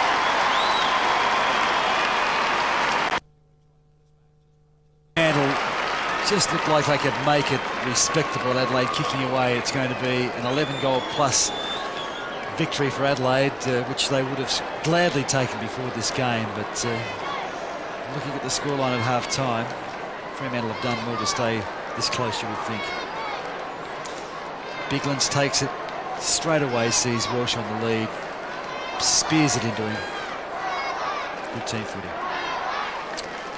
4 goals to Scott Welsh, 2 in each of the halves. And the Crows now flexing their muscles very late in the game. Bandy looking to do likewise. Punched it down straight to Hazelby. Kicks inside the 50. Waterhouse almost. This is Bickley. Dragged off the kick. Prods it back towards the middle. O'Loughlin didn't have it. Must get a free kick. O'Loughlin, right half back. Coops replaced by Brown just before that. Ricky O'Loughlin goes across to Edwards. A real factor early in this game. Saw so much of the footy in the opening term and was so destructive. His kick down towards half forward, storming through, doing it nicely was Crowell. Got the hand pass away. Kick from O'Loughlin inside the 50. Loose ball at the back. Stenglein couldn't pick it up. Coming across McGregor. And he knocks it across the boundary line. So the dying minutes of this one, and the Crows will be big winners. Ricky O'Loughlin, already 3 kicks and a couple of tackles. And gee, if you give him 30 minutes of ground time, he's going to get it a bit. From what I saw in his debut against the Swans, he's going to get it quite a bit. Hand pass comes back from Connell to Rashudo. Rashudo, a very high ball, real hospital ball. Worked out by McGregor. In space, Biglands, but his kick is knocked down by Pavlich. And it's out of bounds. And we'll have a throw in alongside the behind post. So the game is dead completely now. Adelaide almost doing what they like. Fremantle have given it their best shot. It hasn't been good enough. Crows double the Dockers score. McManus just hasn't been able to get into it. Bootsma puts the hand pass out wide. Harding. They don't successfully seem to draw a man. Harding gave it to a bloke who was in no better position than Harding was. The pressure's coming from behind from Adelaide. Instead of drawing the player, they won't go forward. McLeod down towards the pocket. Stenglein. Parker besieged. That's great tackle. Sometimes, young players. Sometimes too, just going back to that point, they don't really sort of try and do much with the footy other than he looked up, saw there was nobody on, so suddenly his problem became somebody else's problem. It was, I'm going to get rid of this. Pass the responsibility over. That's right. Got a blood rule here. And what happens if the defending team doesn't go forward and meet the oncoming player? It often confuses them. If you do that, often the hand pass or the free kick the kick comes over the top. But if the pressure comes from behind, which is how teams have been educated to play Fremantle, in the early days when they were playing the chip and run, the style was to chase them hard from behind, and probably that tactic still lingers when you front up against Fremantle. Sometimes the hand pass with the Dockers, I know we've been critical now, but it's interesting just to analyse what they do. isn't long enough, so the man that's putting pressure on one just moves to the other. Yeah. And that's what happened there. And they don't buy time to get the kick. And it seems to have happened a lot of times tonight. It's a couple of blood rules, boys. Yeah, Parker wasn't sure that he was the guilty one. Who, me? And yes, one of the umpires said, yes, sir, it's you. Nothing serious. So a bit of a hold-up in the play here with 1:37 left on the clock. And the ball will be thrown up at greasy turf, dewy ground. And the ball just got over the line, so now we'll have a throw-in. Actually, it's only been the two strong bursts by the Crows, in the second and third quarter that tore this game apart. Apart from that, it's been a pretty even contest. Yep, they had a couple of bursts that produced 8 goals in a row and then 7 goals in a row. And with that, they built up a 72-point lead. McLeod just couldn't stretch enough to get to that. Out of bounds again. So Fremantle just not able to burst out of defence. Adelaide's defensive action to hold the ball in their forward line has been excellent. Sounds crazy. I mean, there's still a lot to like about Fremantle, but just got to get it all right. As Bandy knocks it down, Fuster taken front on by Vardy. At this stage, how would you say it? The sum of the parts doesn't equal the total. Dennis, you're so right. I mean, there's times when you can be beaten by 11 goals and it can be totally embarrassing, but you watch Fremantle play and there's lots to admire. We've got another blood rule here. Fremantle are bleeding to death. But at the same, you can look at the Fremantle players, or certainly tonight, and their endeavour has been obvious. They've run hard, they've charged hard, they tackled hard. They haven't had the system, the structure, or the efficiency of Adelaide. Brendan Fuster not really hurrying, is he? No. Why would you? I think Tony Modra wants him to hurry. Get off so we can get off. Yeah, it tells the story. Mods has got cold. 2 goals tonight. Yeah, just the 2. 34 for the season. He missed 5 games. He's back home amongst family and friends in Adelaide this weekend. And he might be starting to think about what he's up to after the game, I reckon. Parker comes charging back out. He came off under the blood rule about a minute ago, replacing Brendan Fuster. So it's a long last 1.5 minutes. And a bounce deep in the Crows' attacking zone. Bandy goes up with Biglands. Eccles surrounded. Deep in the pocket, Vardy pulls it back. Right on the kickoff line, down goes Crowell. O'Loughlin did well, got it across to Welsh, and Welsh snaps and misses. Well, there's pressure. And there was quick hands and good defensive action, and Scotty Welsh never got himself clear. The best he could hope for was to bend the ball. He just didn't get enough foot on it. Well, this is a beating in the 70s. They've had beatings in the 60s, 80s, 90s, and the Eagles even beat them by 117. So they've had some big ones this year, the Dockers. And a chance maybe for the Crows to get another one before the siren. Bootsma, a hurried kick. 28 seconds left on the clock. Kim Costa, fresh as a daisy, spent 3/4 on the bench. Didn't look like a fresh man's kick. Comes for Asciutto. He'll bang it home. Should have. Out of bounds on the full. Kimmy Costa, not the most elegant of left foot kicks, but a very popular Crows member. And the kick in short to Walker. And just working it down now. We're just playing out the last rights as the Adelaide Crows firm themselves up in the 8. It's like the Dockers are sharing the ball around to run the clock down like they're winning the game. But there's the siren. They've lost it by 73 points. Well, it might have been worse. They trailed by 63 at half-time. It was a game and Adelaide had to win when the opportunity to slip in the 8th loomed up. Fremantle started well, but Adelaide just burst.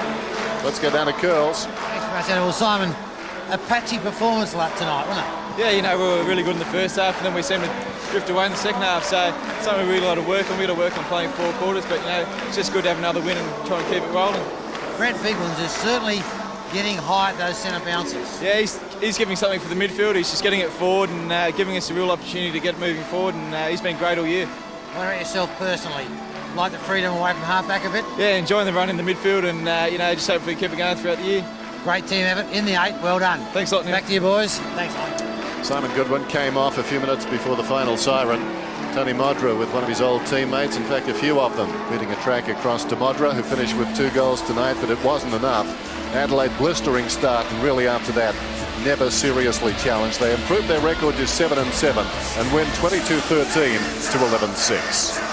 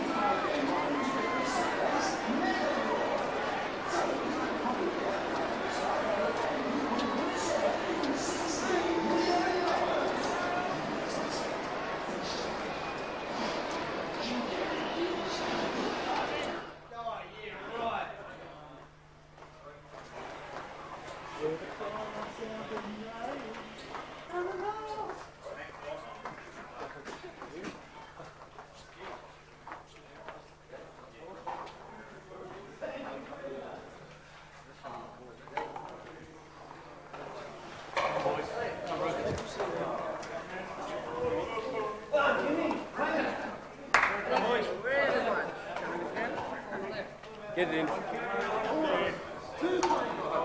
Get it in, boys.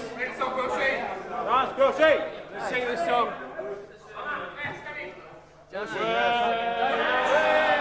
Pride of South Australia, catch the mighty Adelaide Crows. We're courageous, stronger, faster, and respected by our foes. Admiration of the nation, our determination shows. We're the pride of South Australia, we're the mighty Adelaide Crows.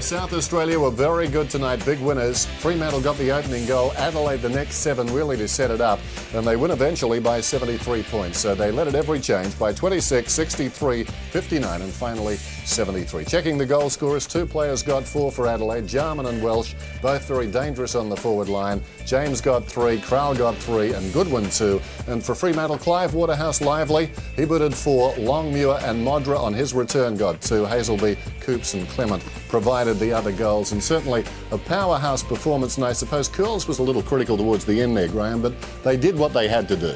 They did. Workmanlike is how you describe it. They burst when they had to. Fremantle fought back. It was a tough game in the end, but Adelaide quite easily. Votes were hard to give, in fact. Tyson Edwards I gave the best on the ground too. His form in the first half was absolutely sensational. Simon Goodwin was extremely good. He and Fletcher had a great battle, but Simon obviously got the colours there. And Mark Rasciuto, 4 quarters of good football, all midfield players for Adelaide, and one of the reasons that they were so dominant. So Tyson Edwards gets the votes, and just a reminder, Monday night is time for Talking Footy right across the 7 network. Join us tomorrow night. Check your local guides, Gerard, Mike and Malcolm, with a special guest, the veteran from Hawthorn, Paul Salmon. The Crows win it by, 73 points. It was a lot. 73 points here at Football Park. Back with more in just a moment.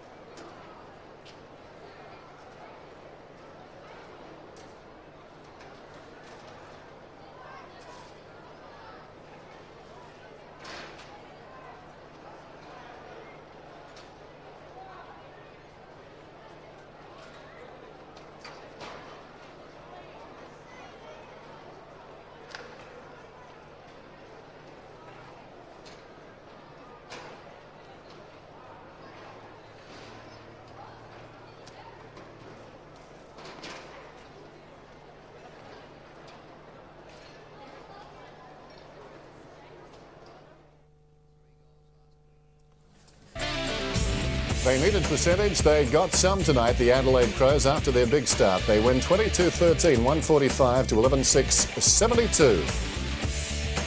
The Coca-Cola AFL Premiership Season 2000. Proudly brought to you by Victoria Bitter. Mitsubishi Magna V6. One drive and you're hooked. McDonald's. Enjoy the fun and the games. And Telstra, making life easier. Sunday night, round 14. Let's take a look at the AFL ladder. Adelaide jump inside the 8 for the first time this season, a record of 7-7. The West Coast Eagles in trouble. They slide after Port Adelaide beat them last night. Fremantle 5-9, terrible percentage down towards the bottom. One game coming up tomorrow, and that's at the MCG, pitting Richmond against the Western Bulldogs. What are you liking this one, Gray? Yeah, Richmond have been brave, Dennis, but they're undermanned. I think the Bulldogs. And next week, round 15 in the AFL, some standout matches on Saturday, Carlton and Adelaide, Geelong and Brisbane. And then on Sunday, I suppose the pick of them is the Western Bulldogs against the Kangaroos. So plenty to look forward to. Round 15 coming off the back of round 14. One game still to come. So the Crows 7-7 as a result of a big win tonight. They defeat the Dockers by 73 points.